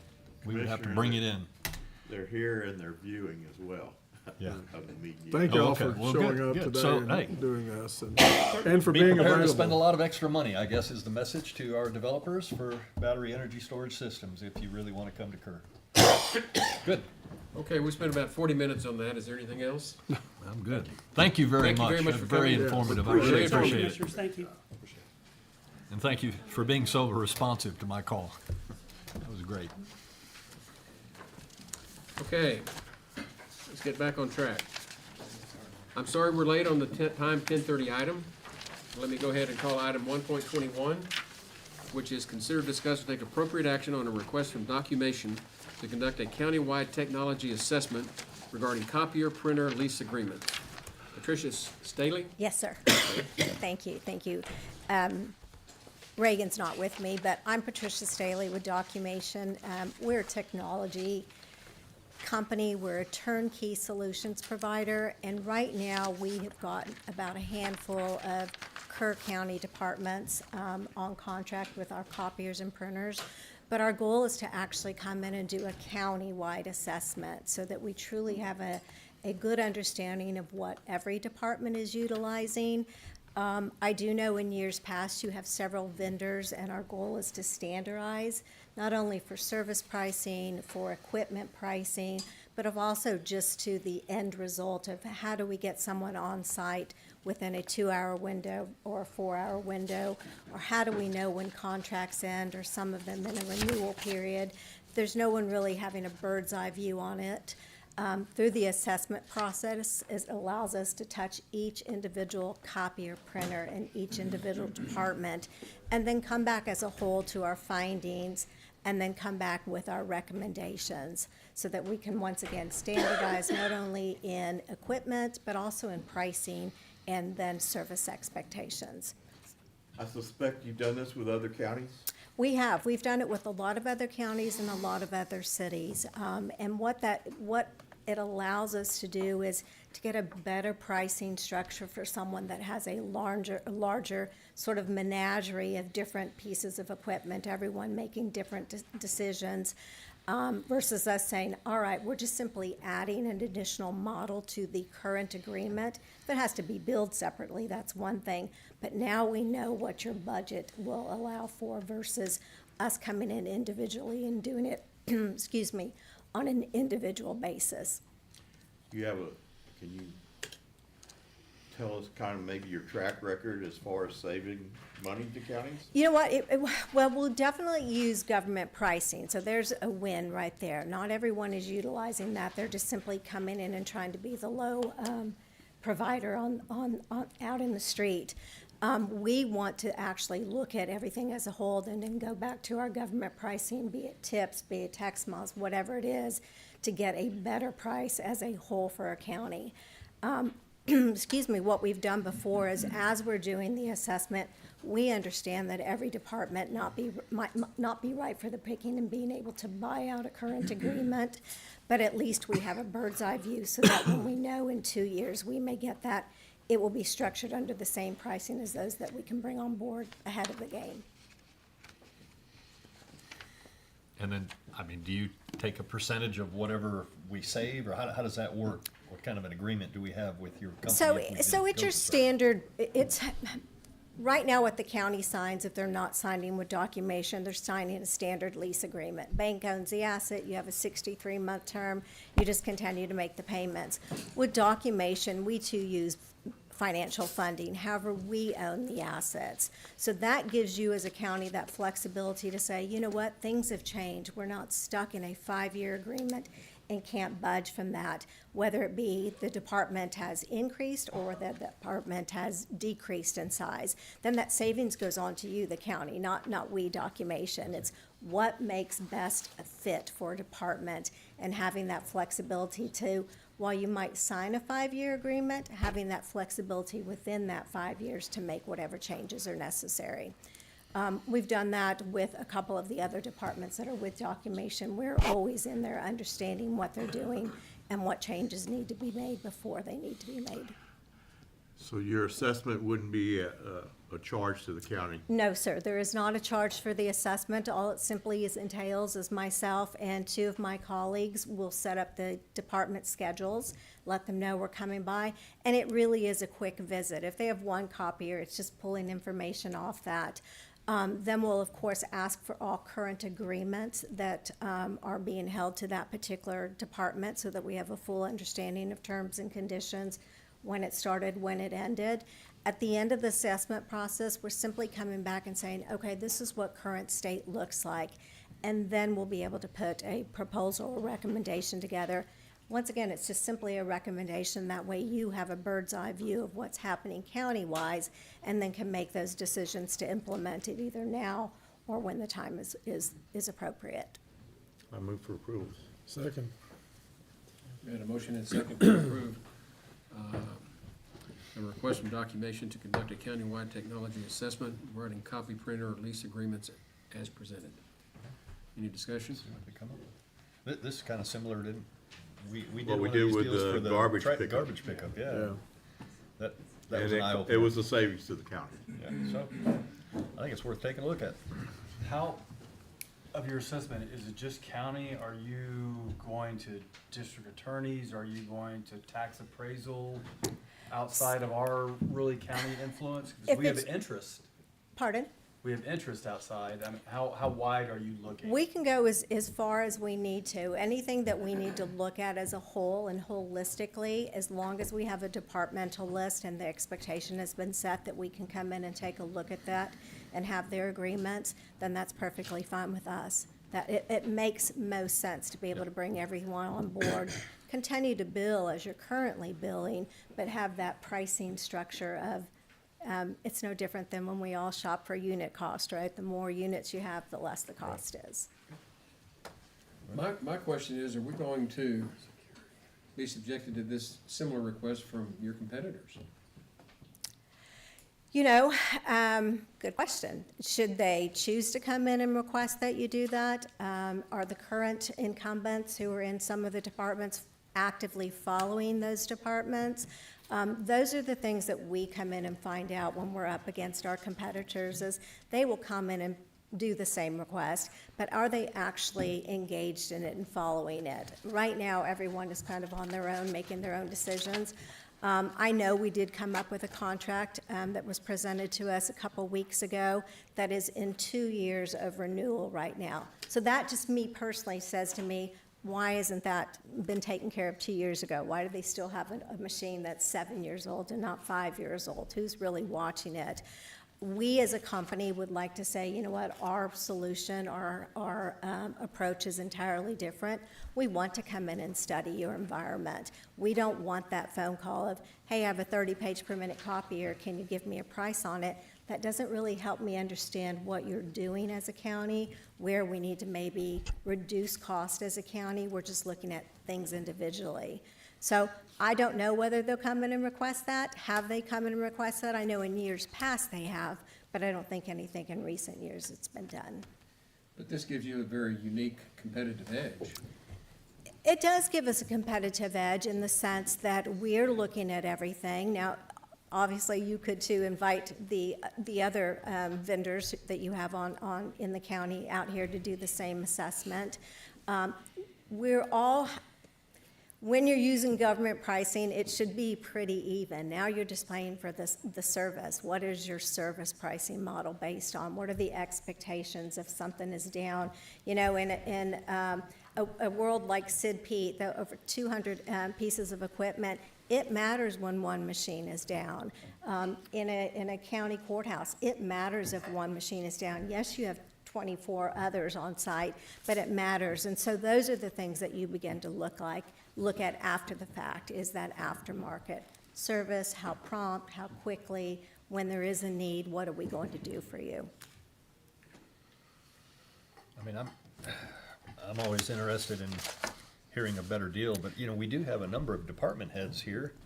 It would be a good time to speak up now, if you have a contrary view and might be opposed to doing something like this. I tell you, I'm not trying to sell for them, but the sheriff's office being the largest office in the county, we've had them about 2.5 years. I had 2 other contracts. Why we had 2 different ones, I don't know. But anyway, I've had them, very pleased with them. Actually, they bought out our other contracts. Of course, Sonny oversees this, but we talk on a regular basis. But I mean, I really like them. I tell you what, they're real efficient. They tell us on our copies, you know, hey, maybe you need to back off on black and white ones and stuff like that. But for the sheriff's office the last 2.5 years, I've switched all of them over to them, and I love it. Worth taking a look, I think. Anybody else, Tracy, or, okay, Corey? So as the IT director, obviously I've got, you know, vested interest in this. A lot of what she is saying makes very good sense. This was a conversation I was actually going to bring up in the budget cycle to try and put all of the printer projects under one umbrella. Because as you know, there's 14 different departments, and each one of them running their own printers, that I don't have full awareness of or control over. So, and when there's a jam, my department's called. So I do have a vested interest in this as well. So I would like to work very closely with you on the standardization pieces of it, you know, the contract pieces of it. That all does make very, very much sense. And I would think that the IT department should be the liaison with this study. And thank you for saying that, Corey. And that is one of the things that we do. We work closely. What we have found out as a company, when there isn't a structured way of doing this, you have 14 different departments, 14 different people buying printers, whether it be Office Max, Office Depot printers.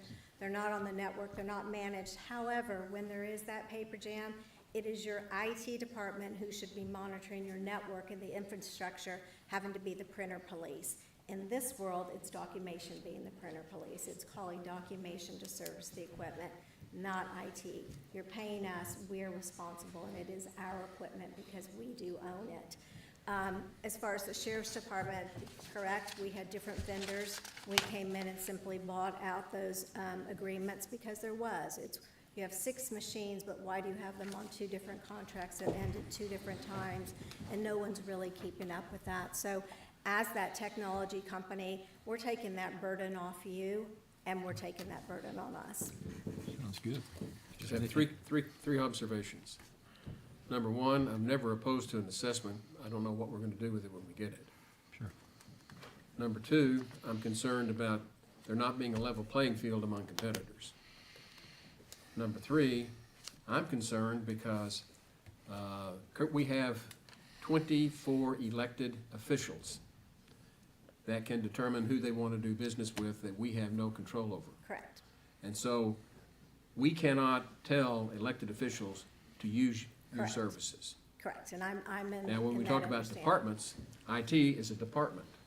KCSO is not a department. The sheriff can, he's happy right now, but if he changes his mind next year or whenever the contracts come up, he has the prerogative to do that. Correct. And so as we do this, I kind of feel like we have one foot in a bucket, but I'm not opposed to necessarily taking a look at what we might be able to provide. And I think a lot of those elected officials would appreciate the assessment. They don't have to jump on board, but hey, let's kick the can through what's in there. Okay, so we've got a motion and a second, any other discussion? Those in favor say aye. Aye. Opposed? Motion carries. Thank you for your time. Okay. Let's take a 5-minute break, come back at 11:15, and we'll pick up and try to.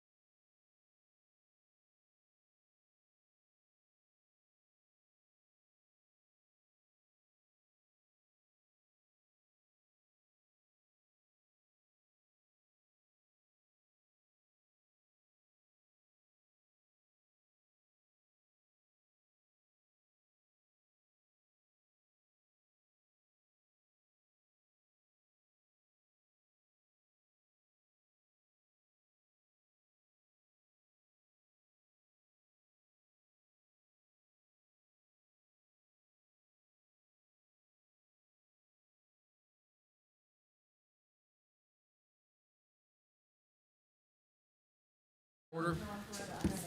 Before we come to order.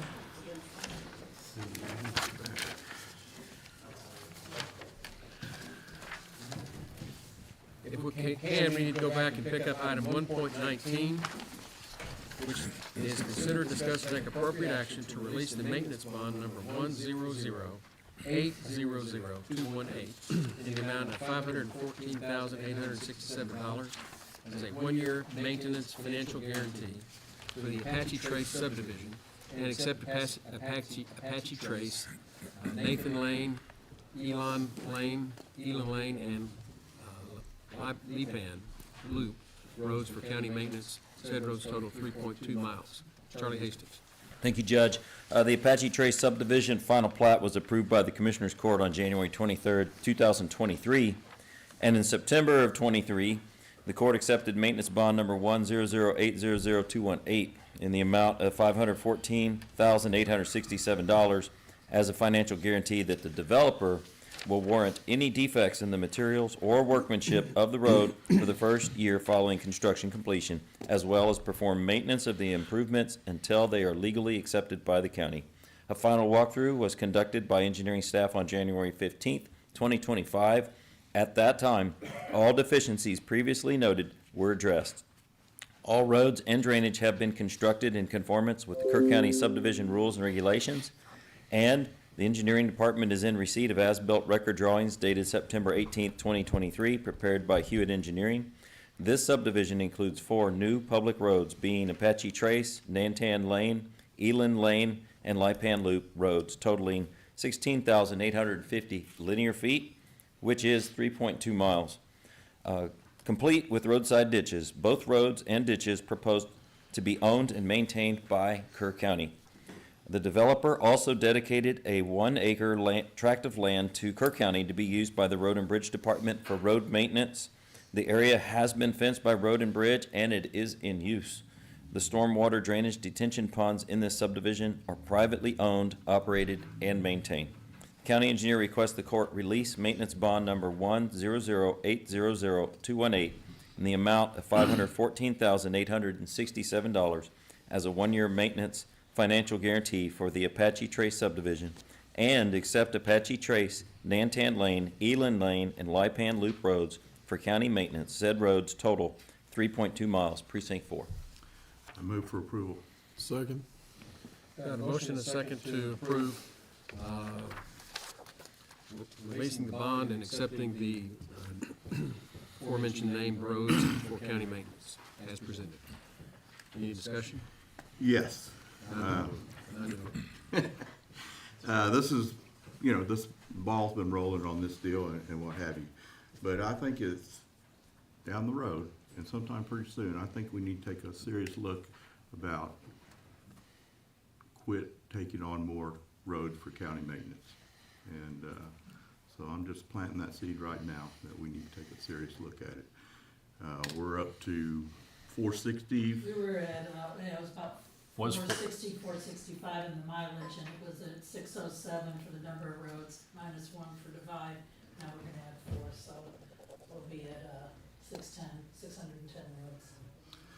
Okay, so It's a lot. that's my 2 cents. We did actually got a couple roads off of our records last meeting, right? That's right. So they're not net zero.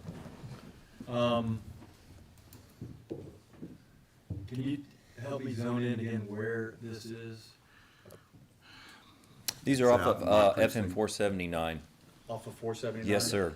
Yeah. Which comes off of I-10 and goes towards, through Harper. So if you take I-10 towards Mountain Home, Okay. actually towards Junction, Right. and you go past Highway 41, you get to 479, and you'll take a right, and you take 479 like you were going to 290. It's in that area. So it's the Almost far northwest portion of our county. Almost to Gillespie County. All right. And it's being very actively developed. Yes. Yeah. Very active. And getting that 1 acre from them as a part of the That plat was a and as a big part of, incentive. hey, if you'll take care of our roads, we'll give you this 1 acre for an area to store material. That is given the Road and Bridge Department an area that they've never had before, because we have other roads we maintain out there. like Reservation Road's right down the street from this. So it's fair to say that's the main reason And that we will we're gonna utilize take that? on these roads? Oh, yeah, we make I would. it really quick. That's a good swap. Yep, we Very fenced it off and they have places to store materials. Right. And what have you, and as an asset, Yeah. hats off to the developer. Yeah, that was their idea. But I That's a agree good with idea. Commissioner Harris, your comments about trying to minimize how many new roads we take on. It's a huge tax burden. for I know our the Denny And- County's quit. And to No recap, more. this discussion, There it is too. since Commissioner Harris and I came on this court, we've debated county maintenance issue. It's been a longstanding, ongoing conversation that we have every time a developer comes before the court. And my take on what we're doing here today does not affect that discussion. I intend to continue that discussion. But under these circumstances, with the cooperation and agreement with the developer and the donation of the 1 acre, that is fair compensation for us maintaining those roads. And I say that for other developers that are thinking about coming to talk to us. The issue of county maintenance will be front and center. And so with that, I'm ready for a vote. Everybody, okay. Those in favor say aye. Aye. Opposed? Unanimous. Thank you, and thank the developer. Item 1.20, consider, discuss, and take appropriate action to authorize the advertising and issuance of a request for proposal for construction services for the Kerr County Bear Creek Road Reclamation Reconstruction Project. Mr. Hastings. The Kerr County Bear Creek Road Reclamation Reconstruction Project plans and specifications have been completed by the Kerr County Engineering Department, and a request for proposals is ready to be advertised and issued to obtain sealed competitive bids. The project generally consists of reclaiming the asphalt surface of Bear Creek Road into the existing base and subgrade, fortifying it with additional base, and replacing multiple culvert crossings. The limits of construction are Bear Creek Road, starting at its intersection with Shepherd Reese Road and going west for 1.7 to 2.3 miles. The remainder of Bear Creek Road, approximately 2.2 miles, will be reconstructed by the Kerr County Road and Bridge Department in conjunction with this project. And once completed, all 4.5 miles will be resurfaced by Road and Bridge Department with a 2-course chip seal utilizing quality paving rock and oil. The schedule for advertising consists of the following: solicitation and advertising January 29th and February 5th, 2025. Pre-bid conference would be 2 p.m. February 10th, 2025. Bids due 2 p.m. February 21st, 2025. We'd open those bids 10 a.m. February 24th. And we would evaluate those bids from February 24th to March 10th with an estimated award date of March 10th at 10 a.m. County engineer requests the court authorize the advertising and issuance of a request for proposals for construction services for the Kerr County Bear Creek Road Reclamation Reconstruction Project, precincts 1 and 4. I move for approval. I'll second. Got a motion and a second to approve the advertising and issuance of a request for proposal for the construction services for Kerr County Bear Creek Road Reclamation Reconstruction Project as presented. Any discussion? This was all budgeted and, That's the Yes. question I was gonna We ask. saved considerable funds by reclaiming that asphalt surface into the base and subgrade. Unbelievable amount of funds. This is a very efficient way to do it. And very long overdue. Yes, sir. And that's kind of the same process you did for Skyline Drive, right? Yes, sir. Boy, people are happy with that, except for the speeding. Yeah. Nice roads. It's such a good road. Okay, with that, we'll call for a vote. Those in favor say aye. Aye. Opposed? Unanimous. Thanks, Charlie. Thank you. Moving down to item 1.22. Consider, discuss, and take appropriate action to approve, is it Freiberg? Yes, Freiberg.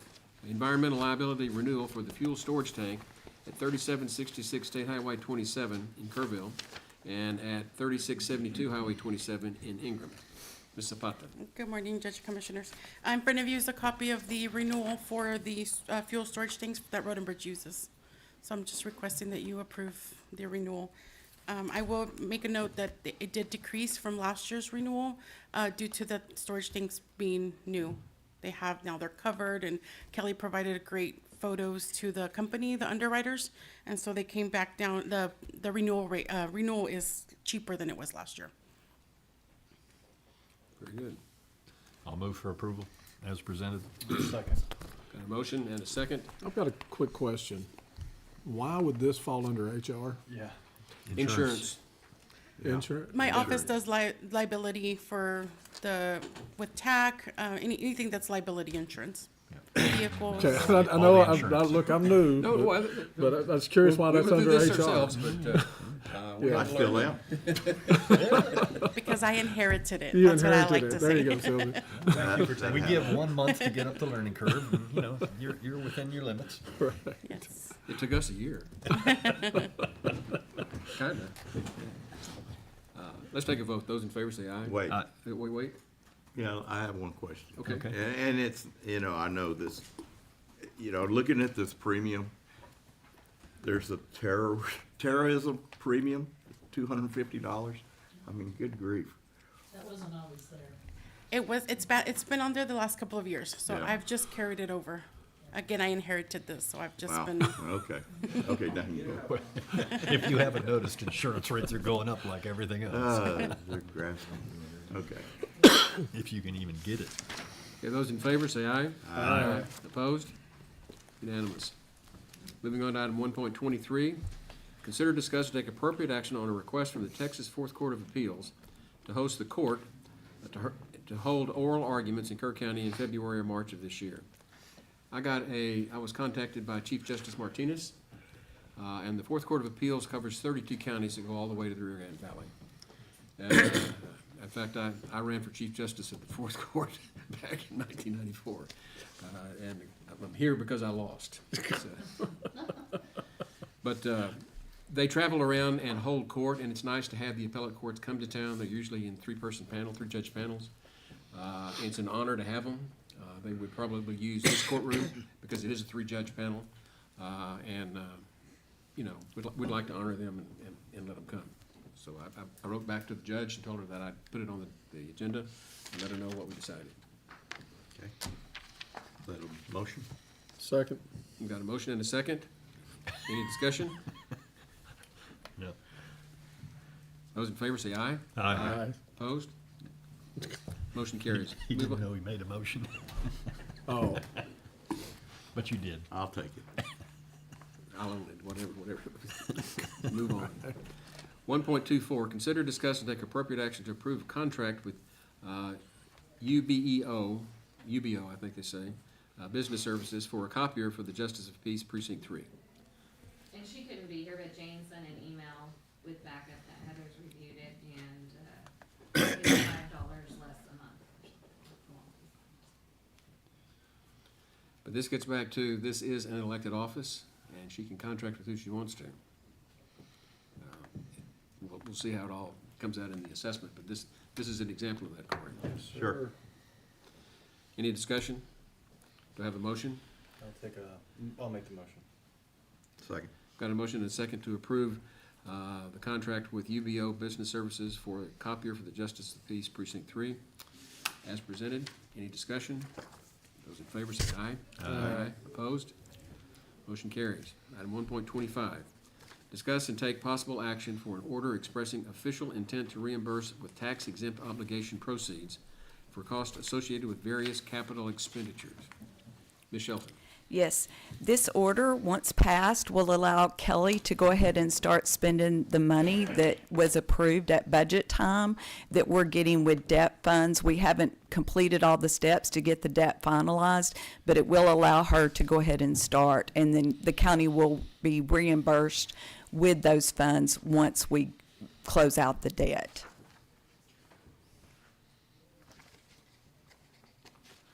I move for approval.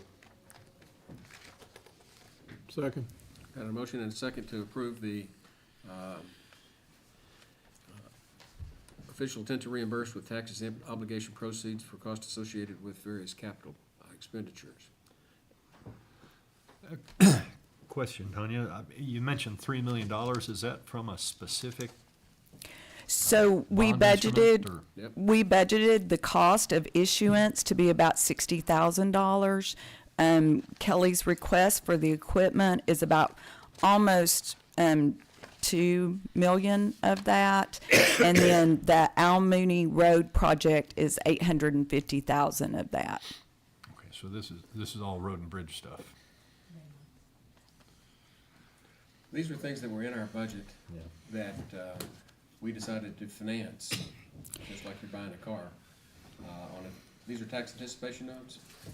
We're still discussing that, yes, I'm not but sure that's exactly. our, It's a vehicle like that. yes. And what those are is we borrow the money and pledge that we'll repay it from our tax collections. Is this a 7-year This- note, or? It will be 7 years if it's 10, without a doubt. I think that's what the limit is with tax Yeah. anticipation notes. Hands are 3, 5, and 7.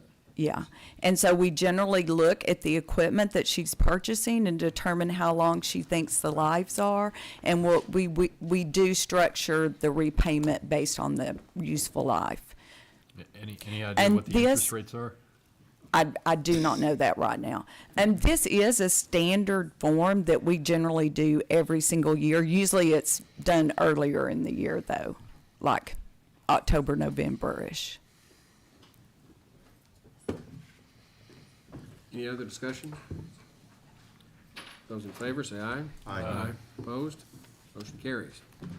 Item 1.26, consider, discuss, and take appropriate action to surplus 2 chairs and a desk from the commissioner's offices and 2 bookshelves from HR department. Ms. Shelton. Yes, we've had requests that these items need to be surplused, and we are asking that y'all approve it. I move to approve. I second. Got a motion and a second? And for those of you that don't understand, we can't surplus these things without court action. You'll find this on most of our agendas. So those in favor say aye. Aye. Opposed? Motion carries. Moving on to item 1.27, consider, discuss, and take appropriate action pursuant to Chapter 391 of the Texas Local Government Code and other authority regarding the proposed interlocal government cooperative agreement with Kendall County and the draft bylaws of the Hill Country Energy Sub-Regional Planning Commission, and consider the feedback received from the Kendall County Commissioners Court pursuant to the creation of the HCESRPC. Judge Kelly, if you'd like to go into a closed session and call Chuck Kimbrough, he said that he can be available by phone, or if you even want him in open session, he can be available by phone.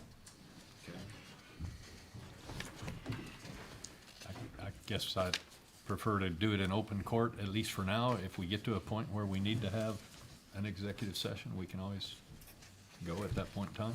Okay. So, in way of background, Would you like to call him now? it's, I'm not I just received a call this morning that said that he was put on standby to be available for this item today, and so I have been instructed to let you all know that he is available by phone. Let's go ahead and make the call, get him on the line. We're still in open session. So, but, You talking about Chuck? what? Correct. Whether or not to Yeah. phone in there. I think there's only 2 copies here, but correct me if I'm wrong. Is there another Give copy? his phone number, Judge. Yes. I had printed I can 5. Yeah. I don't remember how to do this. You need another copy? Yeah. Here it is. We're 1 short. Yeah. Where? Okay. Okay. I gave you one, right? You have to do one.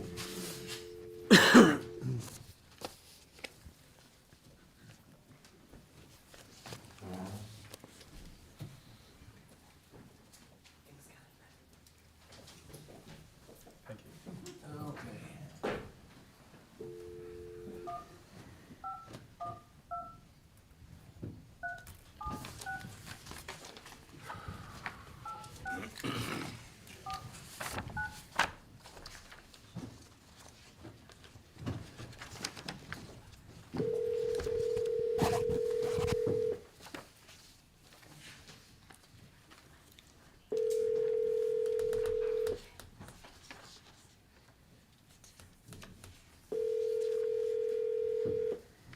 Hello, this is Chuck.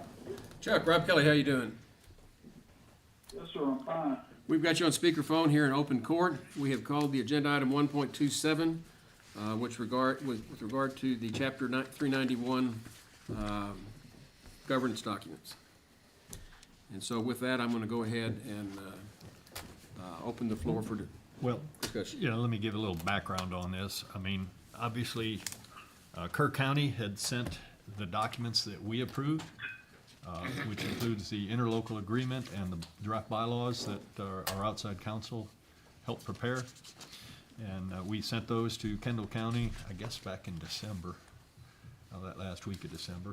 Yeah, at the end of the year. And so I believe Kendall County's Commissioners Court met last week, and they ended up with a different version of the interlocal agreement. And that was provided to me, I think, on Thursday, and I asked Jody to forward it to everybody, so I hope you all saw it then, and you've got an extra copy of it here. The only difference in this version and what you may have received is I noted a few little typos, and they're tracked in there. If we want to go that route, we'll talk about the specific typos on this. But I'll just say, you know, this is a significant change from what our outside counsel prepared and what we approved. We do have one of the commissioners from Kendall County that's I think we have a couple of them here. Well, there's only one. I thought Commissioner Wissian would be here, and she couldn't make it. Okay. So we have Kendall County Commissioner Jennifer McCall here. And my understanding is that they just thought the agreements that we provided were a bit cumbersome and wieldy, and I think they've relied heavily on advice from outside counsel Dan Byfield with American Stewards for Liberty, and also Judge Trey Duhan from Waller County, and are suggesting that we really, could get by with a lot less, and that we need not have too much in there anticipating expenditures and a lot of issues, because there's no real intent to have any significant expenditures. But I guess I'll just say, personally, I'm for whatever gets us going, because I think we've already wasted way too much time on documents and worrying about all this stuff.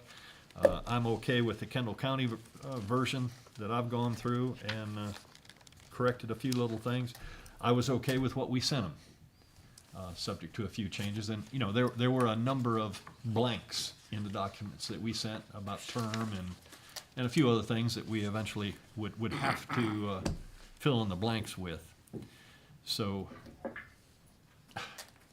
I don't know. I think Kendall County, please correct me if I'm wrong, that you're planning to have your Commissioners Court tomorrow and possibly discuss and approve one of these agreements? Please help me. Commissioner McCall.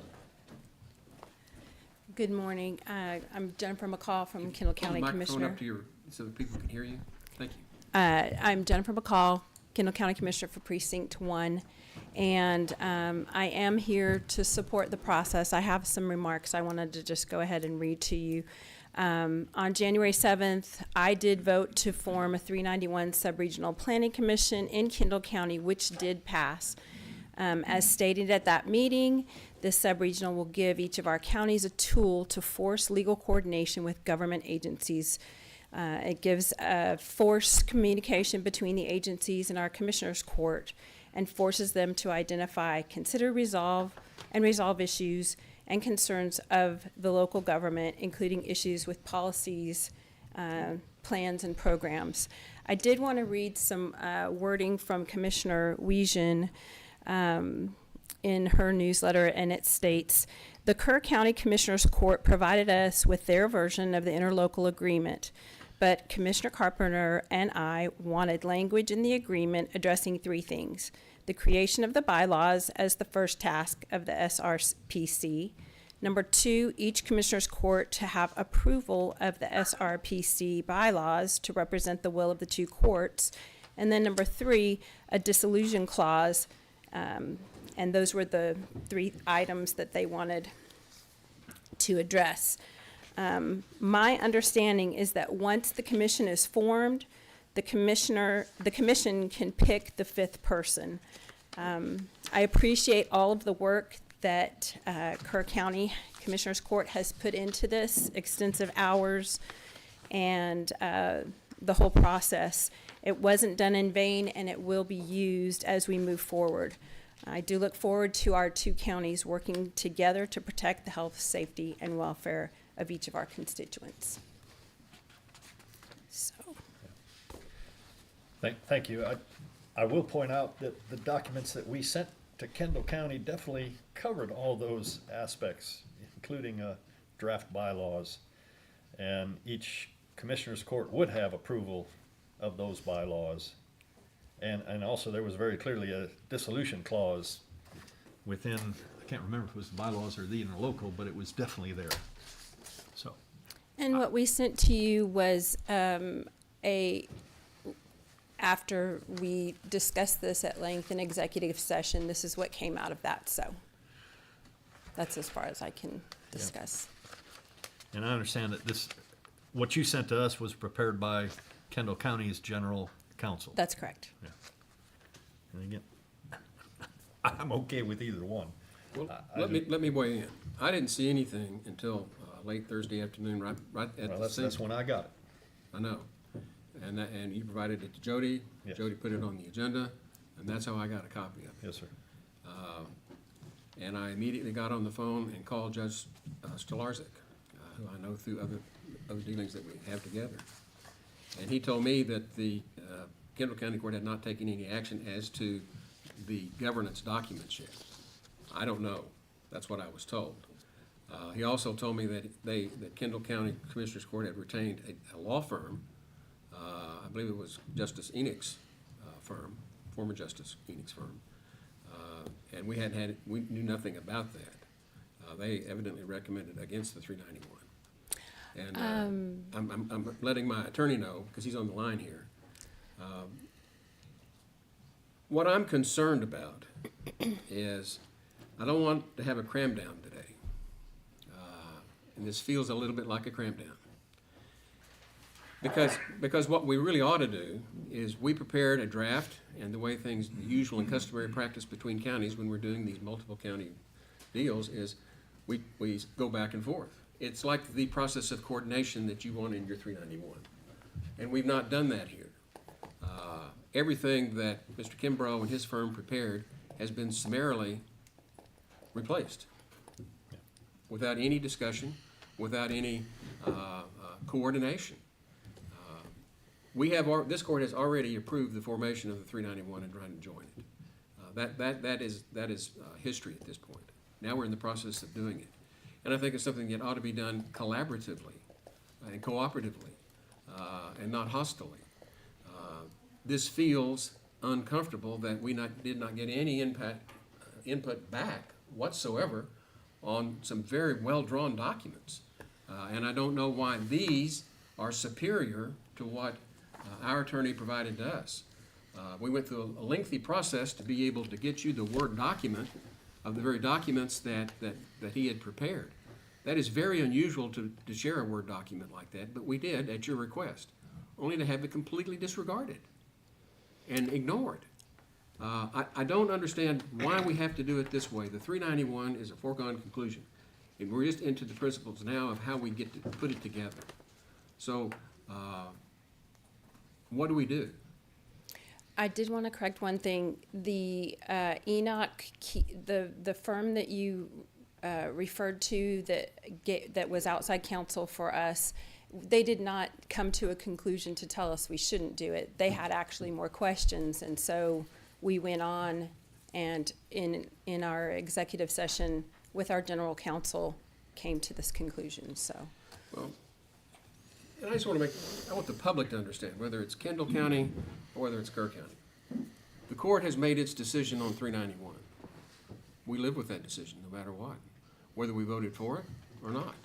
It's now the law that this court has enacted. We're in the process of trying to put together the governance documents.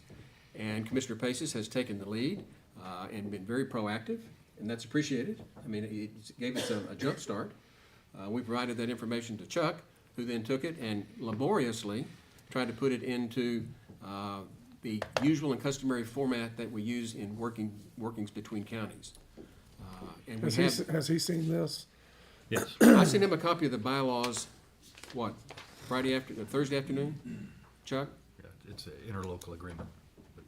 They haven't given us any bylaws. Attached to Okay. the, That's correct. Interlocal agreement. It's just interlocal agreement. Okay. I believe, Yes, sir. the question to me is, have I seen bylaws from Kendall County? No, you No. haven't. You've seen interlocal agreements, yeah. Okay. Well, The on- draft was sent to me by Ms. Grinstead at the court's request, or the judge's request.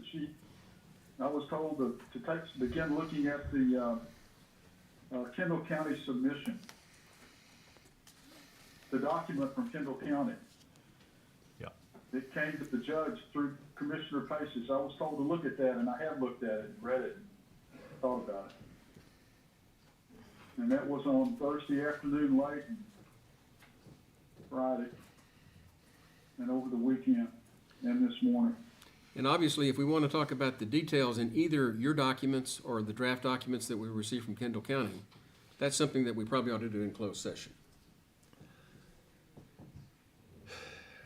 Well, I agree about that, but may I ask a question of Commissioner McCall, if she can hear me?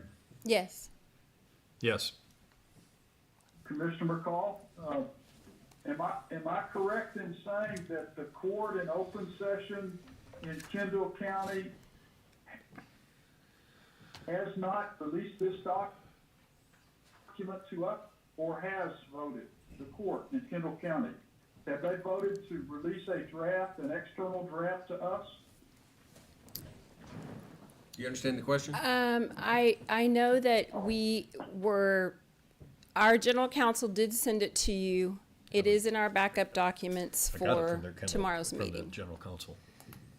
Right, what I'm getting at is, the attorney over there is just like me and Heather Stebbins. We get instructions from the client. And the client for Kendall County is the Commissioner's Court sitting as a body, not just one or two people. So, it would be sort of, Commissioner McCall, with respect, ma'am, it would be somewhat atypical for a lawyer for Kerr County or the Kerr County Commissioner's Court to begin to suggest that now is the time to begin discussing the draft of which we are not sure, or we don't have any strong evidence that the whole body of the Commissioner's Court in Kendall County has authorized its disclosure and review by Kerr County. I'm just trying to make sure that I guess the easy way to say it is mind our manners about it and not jump into something that, for instance, the county judge doesn't know anything about, or the rest of the Commissioner's Court doesn't know anything about.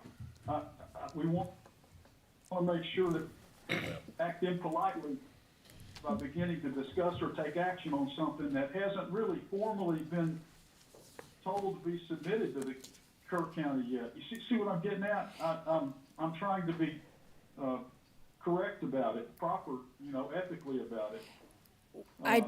Is this a document that has come from a couple of people in Kendall County, or has it been submitted by the Kendall County Commissioner's Court? This item, this interlocal was discussed in executive session and put together by general counsel and sent to Kerr County for review. Who authorized the release of it to the public? When you give it to Kerr County, you basically give it to the public. Who authorized the release of an attorney-client privilege document? I believe we have 2 point people in Kendall County who went to general counsel to have that released, as far as I believe. Again, there's 2 point people. Did the Commissioner's Court in Kendall County vote to disclose the external draft, to give it to Kerr County, for Kerr County to Yes. start looking at it and working on it? Was there a vote for disclosure? Yes, I believe so, because I don't think we would have sent it to you if there wasn't. Well, I talked to Judge Talarzik, who said that there hadn't been a final approval of this in court. Okay, there hasn't been a final approval in our commissioner's court, but we sent it to approval to you release for it review, for to discussion. release, for discussion between the two courts. Fact is, they have released it. I mean, it was sent and we've distributed, so let's move on from that and just talk about the two agreements if we want to take any action. And if I could understand a little bit about why we have an interlocal agreement written up, which is different than bylaws. Yes, it is. Which we did a lot of work on bylaws and submitted that forward to Kendall County. Yep. But in response, the meeting that we were at with you, Commissioner McCall, was y'all wanted an actual written interlocal agreement. That's why y'all met in an executive session from what I recall. Yeah. And that's why y'all submitted that. You wanted this step first Well, before. but we gave them bylaws. an interlocal agreement and bylaws. We gave them both. Correct. So my understanding is they weren't particularly happy with what we provided them. You know, And I just I don't mean, want I'm okay with either version. I want that to- conflate the bylaws with Yes. the interlocal. We have not agreement. received any specific If you feedback. remember, and we have Mr. Kimbrough on the line here, what was originally provided for us as a draft were bylaws. Initially, yes. And we provided a copy of those bylaws to Mr. Kimbrough, who came back and clarified that business between counties is conducted through interlocal agreements. And that information came from him, and he set about to prepare that interlocal agreement and the bylaws, since they had already been initiated. So that's how we got to the drafts that we sent. And we went through at least 2 other iterations of those drafts before we sent them. And so there is this review process. And that's where I think we should be in this, is whether we're working with their draft or our draft, is start seeing what we can find to have in common. And normally, that is done between the attorneys first. And I don't know what your input on that is, Chuck, but, Well, there's another way to do it. Certainly, each county cannot validly act unless in an open meeting duly called and conducted according to the Open Meetings Act with a recorded public vote. We understand that. But sometimes you designate 2 members of the Commissioners Court and internal counsel or lawyers for one side, and 2 members of a Commissioners Court, which is not a quorum, and counsel by the other side to work as a forum of a committee to get together informally. That's exactly what I was gonna To begin to discuss the ways and means how we and how to do it, and which is the best way to go and how to say it and all that stuff, to avoid Yes. to begin to construct a draft that has more consensus than where we are right now. I like that. We all like that. Yeah, Chuck, that's exactly what I was gonna recommend to the court, Yeah, but he did. but you beat me to it, so that's Well, fair. I don't mind. but I want to address the public. I mean, obviously, this sounds like a whole lot of lawyer talk, but these technical discussions have to take place. And we've got to work out a meeting of the minds as to what we want to do. But it causes delay, and that's the frustration. I know everyone's frustrated that you want to get on this yesterday.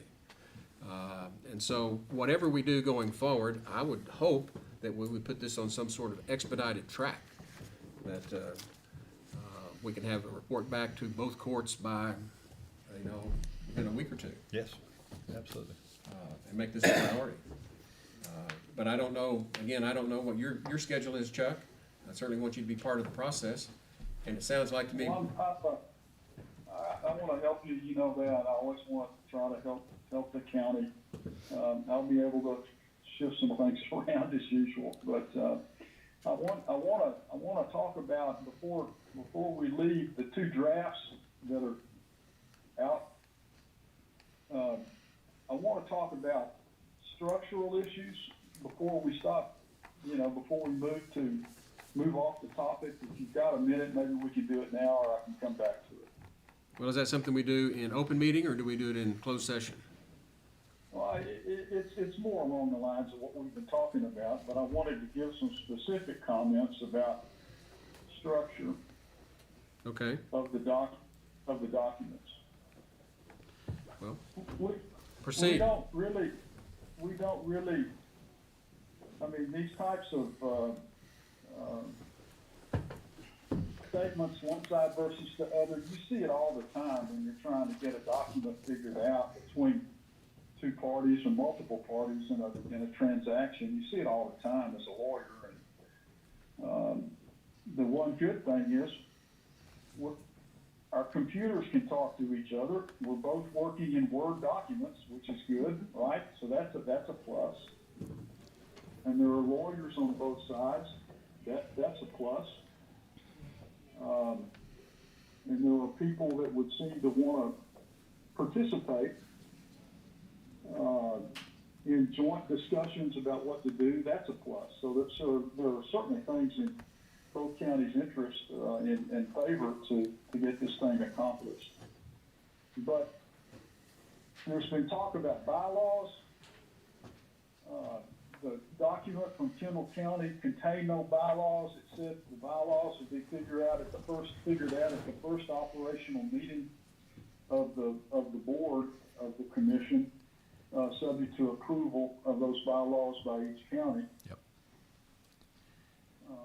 From where I sit, that is a slow road to success. I think those bylaws, as I found them, have particularly important and thus problematic issues that should be resolved more quickly than waiting to the first meeting. So I envision the idea of the bylaws being a document attached to the interlocal governmental cooperative agreement between the two counties. And again, that ILA or IGLA or interlocal, whatever you want to call it, there's all kinds of ways to phrase it, but there's, again, a whole chapter of the government code, it's called 791, that tells governments how to make contracts with each other. And so the ILA or the interlocal cooperative agreement, governmental cooperative agreement, is the basic organic governance document that the two counties should decide upon, and attached to that, in my judgment, needs to be a map, for one exhibit, which is easy. We offered an example of it in the county's draft. And number two, there ought to be the bylaws, which is not an easy exhibit.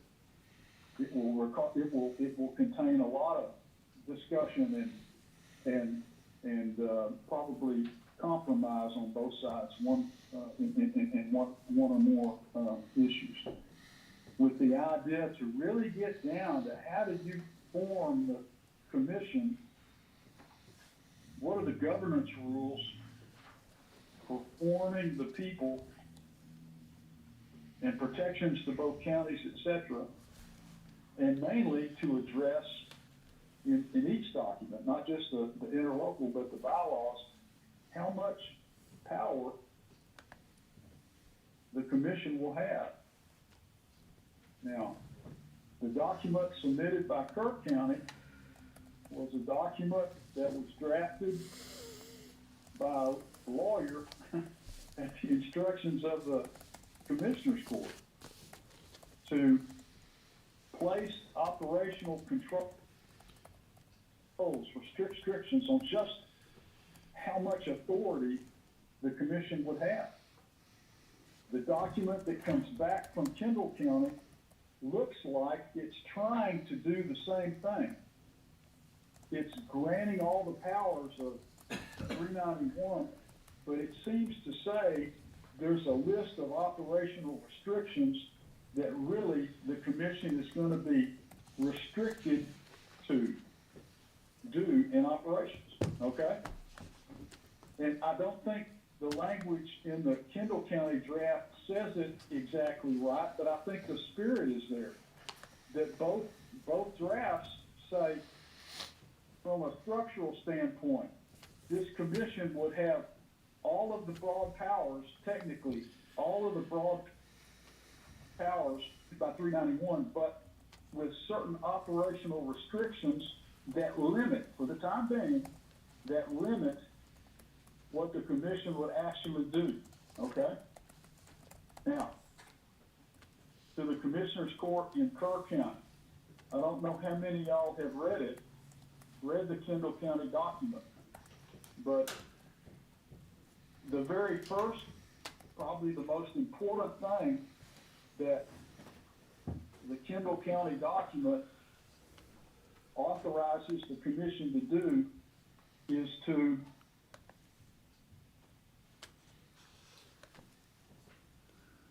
be able to engage in plans and recommendations to reduce the risk to public health, safety, and welfare that's occasioned by development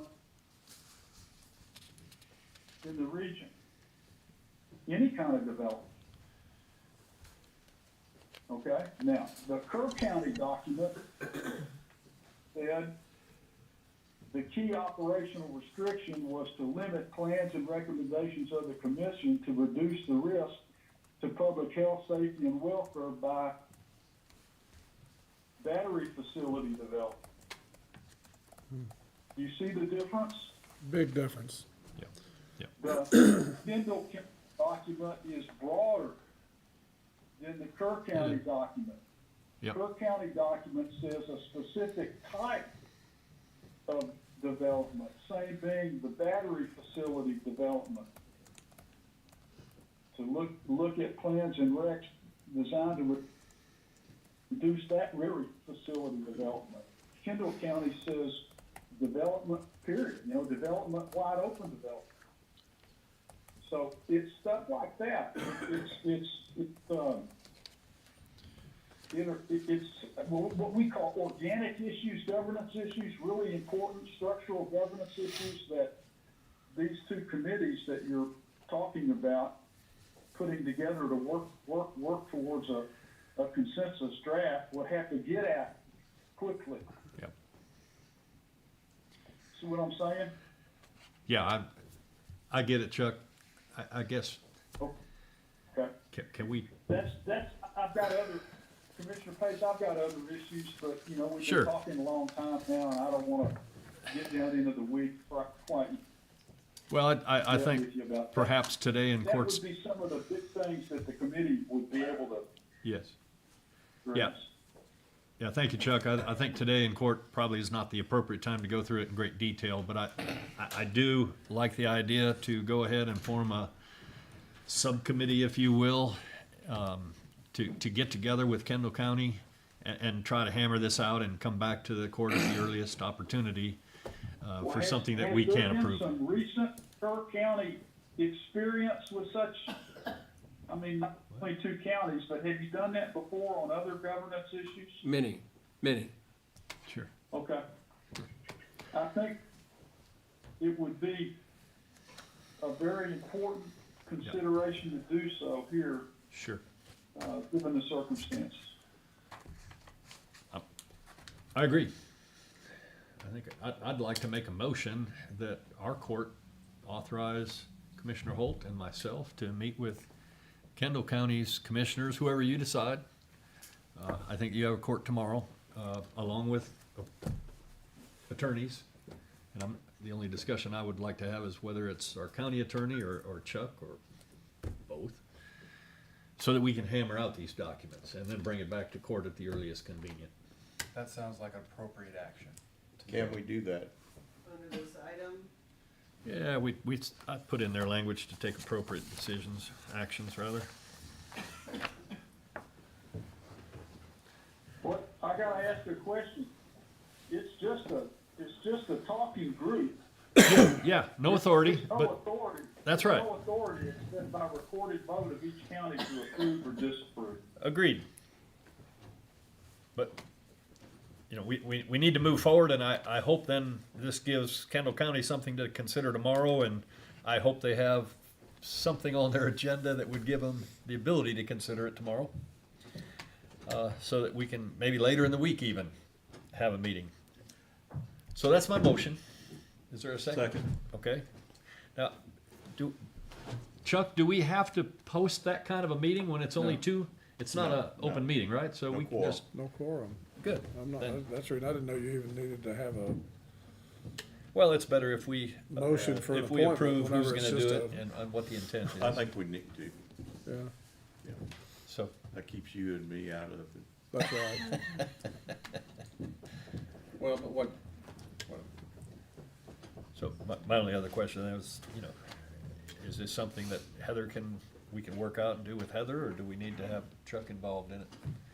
I mean, he'll certainly be reviewing anything that we put out there before it comes to the court, but, You're welcome to call me anytime to discuss, or if you have any questions, if I can't answer it, or it's something that. well, we I'm can- thinking in terms of participating in the meeting and sitting down at the table to. well, I think that the sooner we get the lawyers together with the participants, we're gonna find out what the issues are. Okay. Right now, we don't even know what the issues are. I mean, Chuck, you gave one example, but Yeah. they're gonna be legal issues. And I think we've got the general counsel Yeah, that's fine. with Kendall County, and Chuck, and then the representatives from the respective counties ought to be able to bring back to each court and tell us what the issues are that we have to decide. Yeah, and I'm willing to take that extra step, particularly if we can get it done maybe by the end of the week. I doubt that it's gonna be done by the end of the week. Well, but we in can terms certainly of try. having a meeting. Get the ball rolling. Yes. In looking, and I'm talking to my county attorney.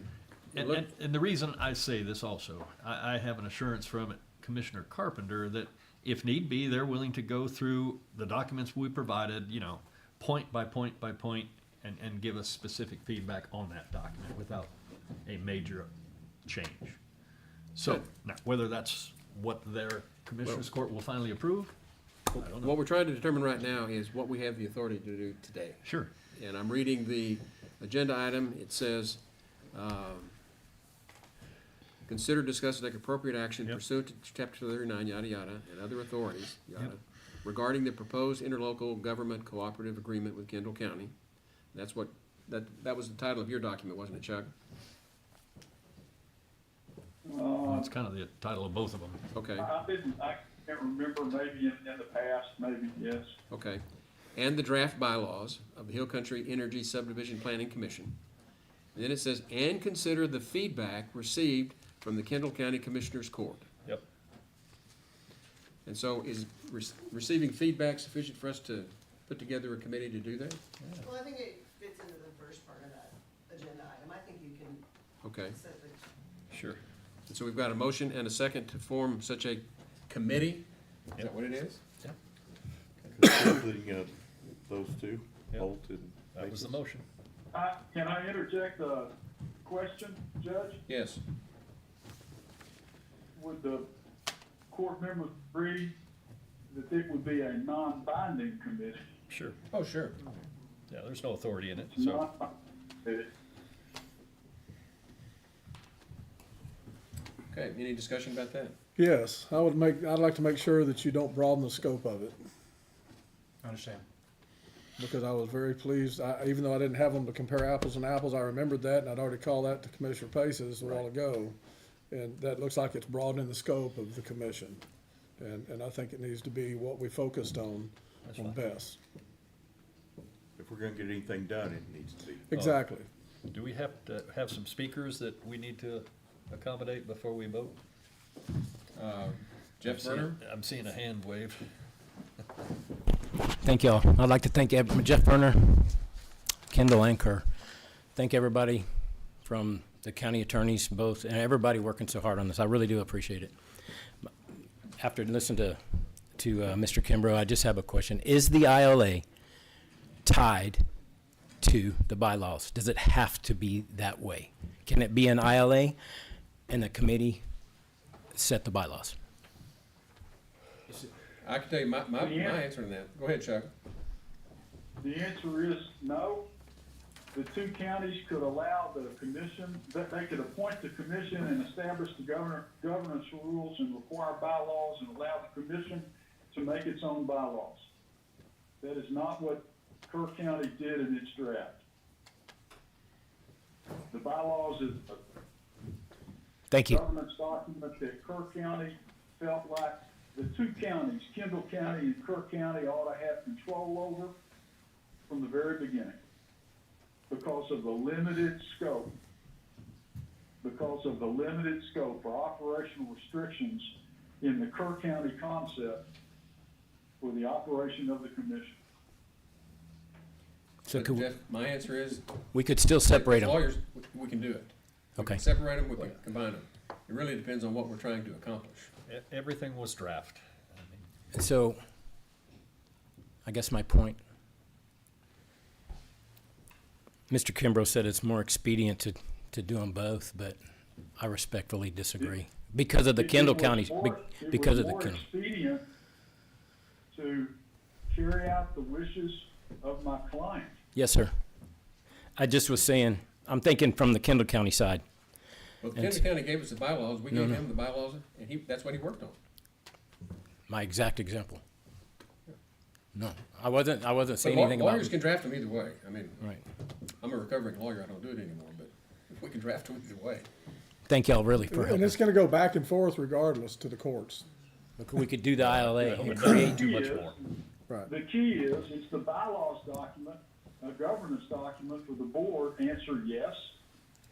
Second question is, who controls the content of the bylaws? In the Kerr County draft, the two counties control it.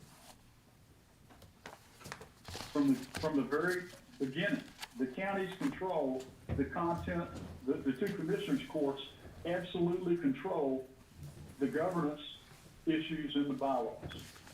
The Kendall County document's a little bit different than that, a little bit. It does say the bylaws have to be approved by each county, it does say that.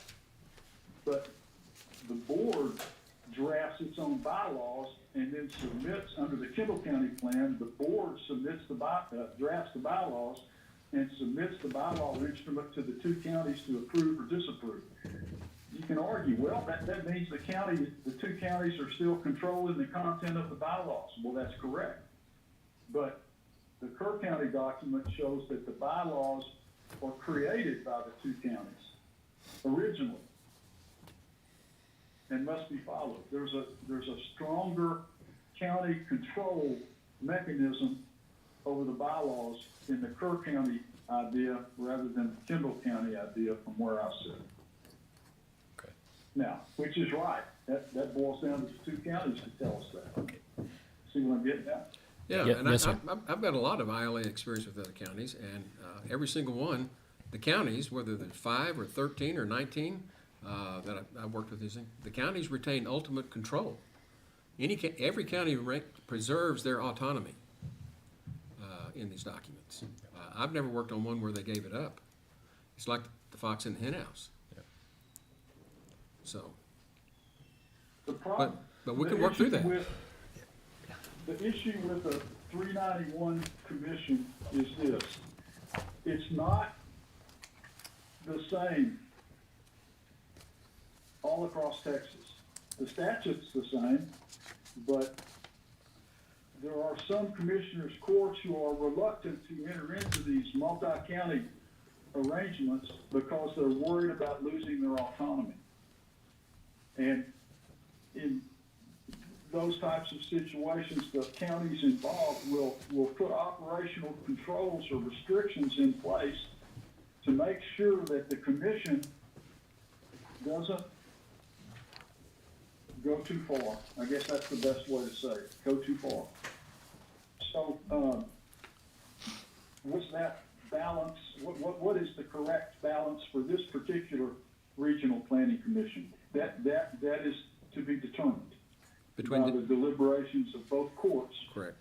To try to get a consensus draft on the table. See? Very good. Okay, with that, I know, everybody, Let's vote. you can't see us, Chuck, but people are eager to take the vote. So those in favor of forming this committee to work out these details on the 391 ILA and bylaws, say aye. Aye. Opposed? Motion carries. Chuck, I don't think we need you anymore today. Thanks for being available. I'll be in touch, Chuck. Thank you. So long. Okay, May I speak, Judge? yes, you may. Thank you for allowing me to speak. My name is Audrey Berner from Kendall and Kerr counties. I want to clear up some misinformation. I've gone to Dan Byfield of American Stewards of Liberty. I've also gone to Judge Trey Duhan on Saturday to correct misinformation. I just want to give you a little background of American Stewards of Liberty. I know there are some that don't agree with what Dan says, and I'd just like to clear up some things for some of the commissioners here. American Stewards of Liberty, ASL, is most likely the foremost subject matter on 391 commissions. The following is taken directly from their website, americanstewards.us. The creation of the I-35 Trans-Texas Corridor, TTC, had the backing of Governor Rick Perry, the full support of TxDOT, which is the largest state agency in the nation, and was internationally backed. The TTC was to be a quarter-mile wide super transportation corridor, and over 500,000 private acres would be confiscated. It was funded by international investors who would collect toll fees for the next 50 years. This was an $80 billion project to connect the Chinese-owned Mexican seaports with Canada until ASL found within Section 391 of the Local Government Code the requirement for state agencies to coordinate with planning commissions. ASL guided 5 courageous Central Texas towns and their school districts to invoke coordination and take a stand. Other areas formed their own commissions up and down the routes of the planned superhighways in the state of Texas. Because of these commissions, TxDOT was forced to make a no-build recommendation for the first time in the history of the agency. As y'all know, there is no Trans-Texas Corridor today. There's been a lot of confusion regarding the 391s, and I know it's confusing. I'm not a lawyer or judge. I've never been a commissioner. Thank y'all for what y'all do. Even the Kendall County judge says, and y'all can go back and look, he doesn't fully understand a 391. Per Judge Duhan, they did not have an interlocal agreement with his 391. Per Dan Byfield, an interlocal agreement is not needed at all. All we're doing is continuing to kick this between the two courts, guys. And now we're going to form another committee that's going to come back, and then you're going to have to satisfy everybody on this board. According to Dan Byfield, the 2 commissioners from each court create all of the bylaws. Nobody else. There's no judge that's needed. There's no lawyer needed. It's simply the 2 commissioners from each court. I would recommend y'all call Dan Byfield or call Judge Trey Duhan. I believe you've had words with him prior. Call these professionals. We're confusing the issue by including the interlocal agreement and creating draft bylaws now. No offense to Mr. Kimbrough or to Ms. Stebbins. I'm not trying to put down anybody, but we are creating a monster when all we need is this simple 391 commission. Even Dan Byfield said he's never seen counties go to this extent as what we have gone to. We are just creating a monster. I please ask y'all to pick up the phone. This is very important. Call Dan Byfield or call Judge Duhan and ask them, get rid of the ILA, get rid of these draft bylaws, and you 2 commissioners, whoever those 2 are from Kerr County, get with the Kendall County, form your 391, and then create the bylaws. Those 4 good people, whoever they are.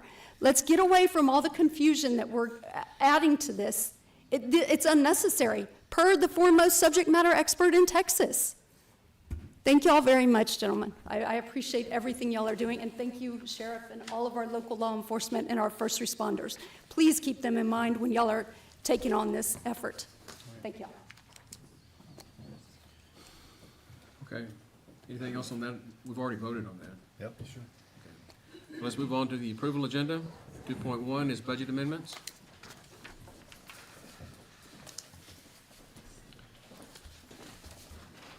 You have before you one budget adjustment, and it's just a line item transfer.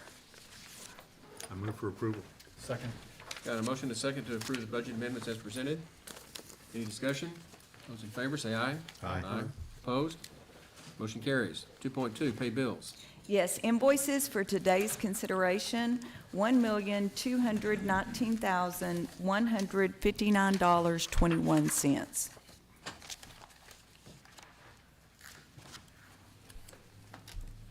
I move for approval.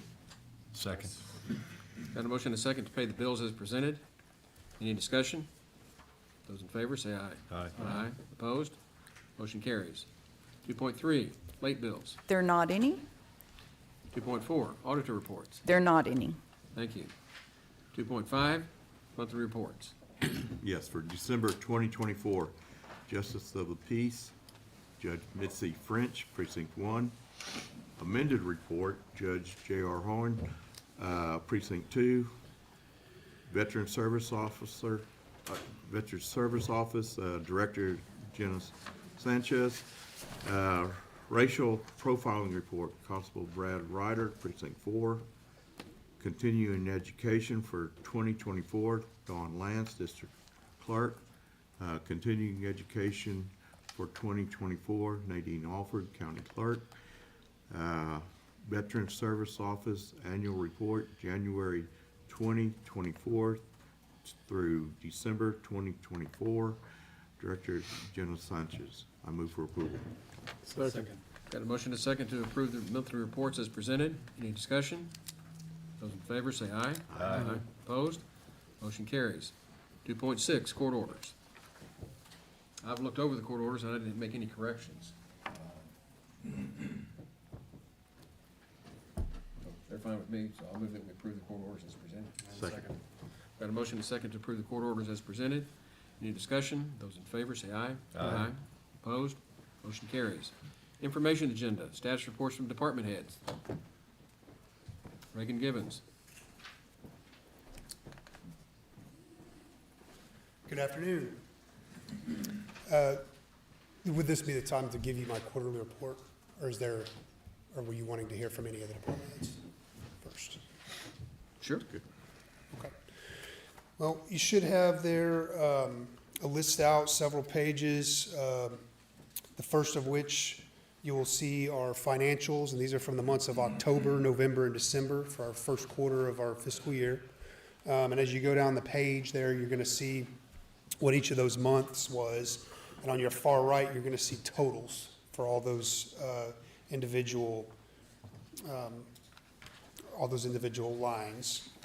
And then the bottom of that is going to be our totals for those 3 months, with the far right being the grand total. Did you guys want me to be specific about any of the lines there, or move on if y'all have any questions? Then your next page, we're gonna get into specifics about our animal services side of the department. And it's the same format. You can see October, November, and December, and extending below those, you're gonna see the totals for each of those lines, with the far right being the totals. For instance, our estray lines, we didn't have any estrays for those months. Now, one thing that I will point out to you on here, please disregard the totals at the very bottom of that page. I noticed before I came here this morning that inadvertently added the entire page together, which was not my intention. I kind of threw this report together. I redid our quarterly reports, which we haven't done them in a while. I'm going to kind of tweak it a little bit before our next one, and I'll get this corrected and sent back to you guys so you can see these total lines that I wanted to do. But I don't think you guys wanted to see a total of everything there as one. But you can see each of these listed out, how many dogs we had impounded, cats, livestock, any animal that came into our facility, protective custody, all of our rabies submissions, our euthanasia numbers for dogs, cats, and feral cats, which that totaled out to 19. And then the majority of our euthanasia came from wildlife, most of them being skunks, which you can see in those boxes down below. And again, like I said, please disregard that bottom total. I'm going to get all that tweaked a bit and have those individual lines done. Our next page, you're going to see what our call volume was. Again, same format, where you're going to see October, November, December, and then a total. You can see how many complaint calls. These are complaint calls that are generated calls for service. Whenever somebody calls and needs an animal control officer to respond, that's where these numbers come from. So you can see our calls that originated in the city of Kerrville, in Kerr County itself, and then in Ingram, with those totals listed. We're having a little bit of a problem pulling our citation numbers. We've written more citations than 2.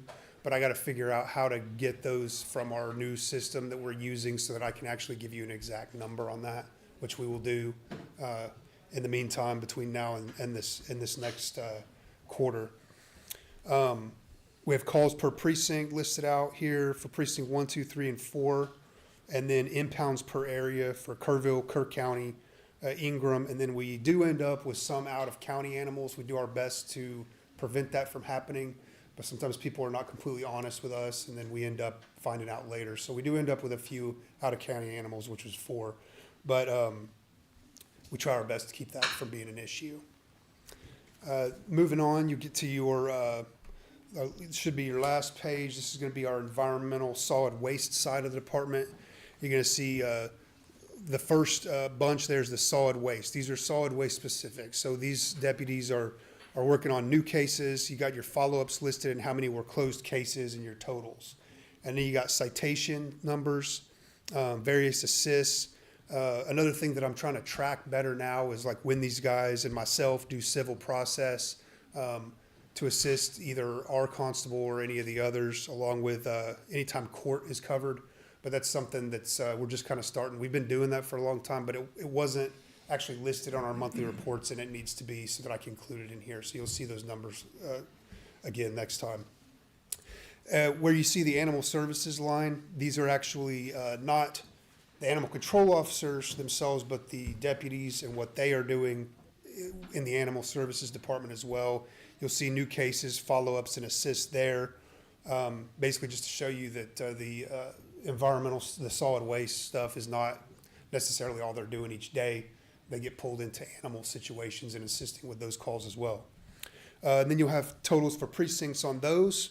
And then also at the bottom, you'll see, basically these are assistance cases for the OSSF side of environmental health. Whenever they need assistance, these guys get out there and help them with things. So we've got listed out some new cases, there's just one there, but then follow-ups anytime they're assisting, and how many precincts that you have there. And like I say, I'm gonna be tweaking that a little bit, but I didn't like the format for some of the other stuff, and I was having a little bit of trouble with our computer finding some of that older stuff, so we kind of just started from scratch on this. A lot of it's included information in our monthly reports, but condensed into a quarterly form here. So, like I say, the next one may look a little bit different with a little added information, but It's okay. I just had a lot working against me while I was trying to get this done. So. Continuous improvement. It's great. Yes, sir. This is a good report. Thank you. Good job. Brady, to characterize the activity over the last month or so, I understand y'all had a lot of intake, if you will, on the dog kennel side. How close did you get to reaching capacity before you were able to move them? I think you stretched it and you were there. Yeah, we've been there multiple times. Yeah. And that's it happens. Some of these animals are in there pretty long term, which we try to keep them from being in there too long. They start to go a little kennel crazy, they call it. We actually had one kind of go the opposite way and was more comfortable in the kennel as opposed to being out of the kennel. So there's a lot of different reasons, and sometimes these animals end up in there a little bit longer than they really should be.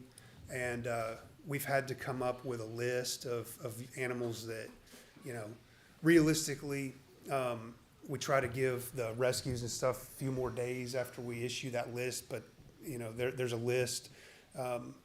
There's probably about 4 or 5 times, I guess, we've had to do that in the last couple of months. And it's one of those things, we try to give heads up on so that everybody can give one last ditch effort to try to find a rescue or homes for some of these animals. So yeah, we've had to do that. It's not lost on us. You got very close to capacity several times. You worked out with Kerrville Pets Alive. You extended the boundaries in which you can keep it. Yeah, and move minimum of a certain breed as well. So yeah, and so a lot of that too is like I've told the court before, but we have a couple of new commissioners. Everything is based on space there, and then trying to be as humane as you can with animals that are there for a while. Being full for us is not completely full. We have to have some empty cages because through the day the animal control officers are bringing new animals in, and if we don't have anywhere to put them, we're in a bind through the day. That can result in an immediate having to euthanize an animal if we don't have anywhere to put it. So that's one bit that I don't think we've really discussed in a while, and I just wanted you to be aware that we do still have, if you ever walk in there and there's some empty cages, yes, there are, but we try to keep it that way because we never know what we're gonna get, and through a day, you know, we can go from having 10 empty cages to being completely full. So, you know, we try to just keep as best tabs on that as we can through our adoption coordinator and my conversing. We try to keep that under control as best we can. Thank you. Yes, sir. Okay, thank you, Ray. Yeah. Charlie Hastings, County Engineer. I'm going to break my quarterly report down into just the various categories that we are working in. Driveways, we've got 9 permits out there that are active. The one in particular I want to highlight is 182 Lillian. They did not have a driveway. I came to y'all 2 weeks ago and asked the court if we could be authorized to send the Road and Bridge Department out to fix drainage issues. We did get a hold of the property owners that same day. They got their contractor out there and they've got it fixed. So that is now no longer an issue. Floodplains, we've got 8 active permits out there. The one that you would probably want to know the most about is the treehouse in the floodplain at 284 Wharton. That is pending litigation, and that's all I can tell you. Manufactured housing rental communities, we've got 9 active MHRCs where we have either contacted someone, maybe they came in and they were trying to get a floodplain permit, and then they were notified, hey, you've got 2 or more manufactured houses out here. You can't just keep adding them. You've got to bring your property into compliance if you're going to expand what you have out here already, and so forth. So we walk them through our rules, and some people walk away and say, well, okay, I can't comply with those rules, or they attempt to comply with the rules, one way or the other. Under projects, this is one I'm gonna go through each one of these projects. I've got 9 here that I want to go through. One is the Animal Services Building. J.K. Bernhardt is the contractor. It's a $5.9 million contract. They have 329 calendar days to construct. So by my math, that right now they're on contract to finish by November the 3rd, 2025. There is a kickoff meeting in their project trailer this Wednesday that I will be attending along with others, including Commissioner Holt. Al Mooney Road, 6S is the engineering firm that is working on that, and they are hired by the city.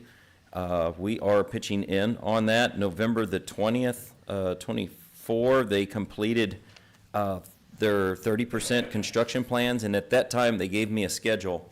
They thought that they would be 60% complete in December and 100% complete with plans in January, but there was additional scope, or there was a final scope. So they were hired to do the preliminary engineering. It was done, and they didn't get a signed contract, I guess, from the city until more recently in January. So I've asked for a new schedule. So that schedule that I just rattled off that they gave to me back in November, that was contingent upon having a signed contract where they could work from to do the final plans. So that's off by 2 to 3 months, that schedule. So we're looking at probably, instead of December, probably March for 60% plans, and then April for 100% plans, where they could sometime in April award that contract and get it built. We've got 3 things going on at our arena. Each one is a separate project because of funding or because we're not ready. One of them is the re-roofing project. As you know, is funded with ARPA funds, and that construction is set to begin in mid-April. Okay? For the arena, indoor arena, we also have structural. We're advertising that now. As you know, a couple weeks ago, the court authorized to advertise that. We have a pre-bid meeting today, and I should be bringing that back to the court. Or I think we're gonna open bids on February 10th, and then we anticipate awarding that February 24th. Construction would start mid-March. So there's gonna be some overlap between the structural and the roofing, and that's okay. there's just certain things that can only be done when the roof is off, structural. And so our structural, whoever we hire is gonna need to work closely with our roofer, and we've been communicating with both through our structural engineer, Jim Maxwell, who did this structural. The third for the indoor arena would be renovations eventually. I know that the court had a certificate of obligation, I think, that the community voted on 5 years ago and turned down. They weren't ready to renovate the indoor arena at that time. So that's a bond package, I think, that failed.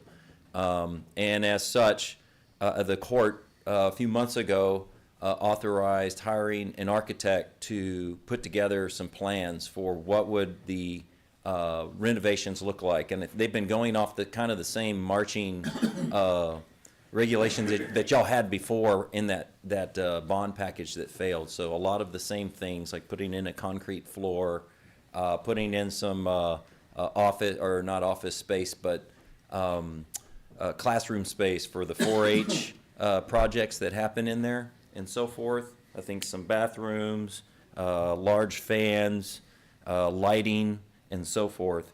None of the renovations can happen until we've been re-roofed and the structural's been done. But the structural that we're working on will support, no pun intended, all the other work that'll happen from renovations.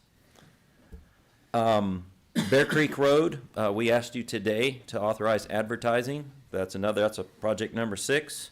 1.7 to 2.3 miles of reconstruction. The Earl Garrett 550 building, we've got the same architect that you authorized to hire several months ago to work on the indoor arena, has also been working on the 550 Earl Garrett building to get it renovated so that adult probation could move into it. They anticipate completing their plans for that this month, and then we'll talk about, come back to the court about how does it get advertised and that sort of thing. The East Kerr County wastewater project, phases 2 and 3, all of the construction's complete. There's some paperwork that we still need that's outstanding from the contractor, some bonding that he needs to do for maintenance. He is required to provide a 2-year maintenance bond. It's been complete, I think, now for almost a whole year or longer. And so I don't know if he's planning on just, whenever there's a problem, we call him and he goes out and fixes things. I don't know if they plan on just keeping that course until the 2 years is up, and then therefore they wouldn't need the bonding, or if they're going to get that bonding to us. We don't know the answer to that, but they've been having issues with that. But in the meantime, like I said, the type of things that are under warranty that we have had phone calls on would be, it rained, an area where the septic tank used to be has settled. Please have the contractor come out and add more dirt and get that corrected. Those are the type of things that have been happening. So that's phases 2 and 3. So we're in the warranty work period. The phase 4, as you know, you awarded to Tetra Tech back in December a contract to do the engineering scope, and they're on schedule to have their engineering design completed by March 21st. They're contractually required to do that. I and myself and Bobby and even some road and bridge employees have been meeting with them every Wednesday in January, and we go out and we spend the whole day and drive and look at the different parts of the scope that need to be done, make sure things are being coordinated with road and bridge for the things that affects them, and then make sure that we've got everything that needs to be in the scope. So we anticipate having one more of those meetings this week on Wednesday. And that's 9 projects right there that I wanted to talk to you about. Road naming policy.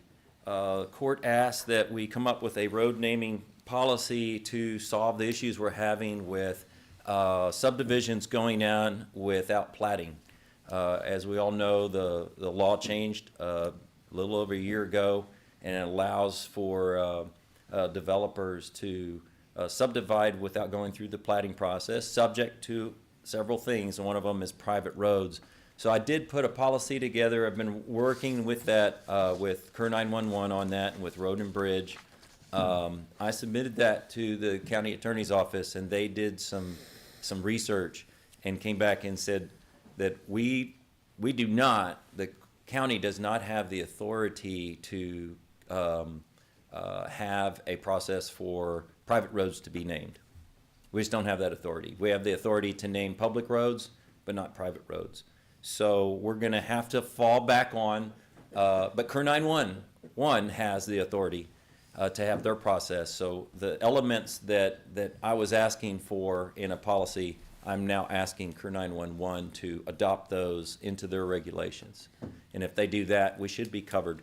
The other good news is there's a couple of Senate bills out there that have language in them for subdivisions, and I believe one is by Flores, Senate Bill 253, and the other one's Perry, Senate Bill 325.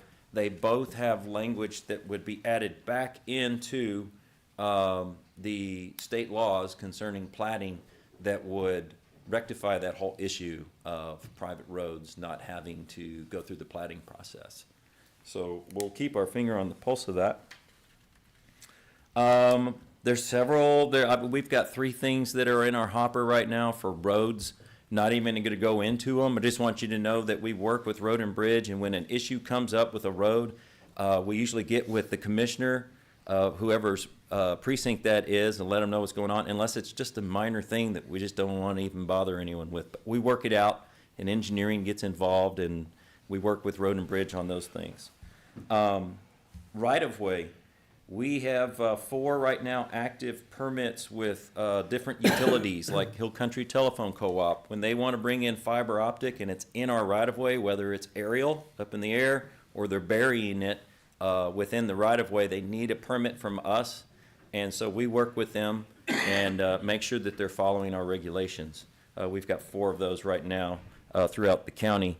Subdivisions, and this is the last item.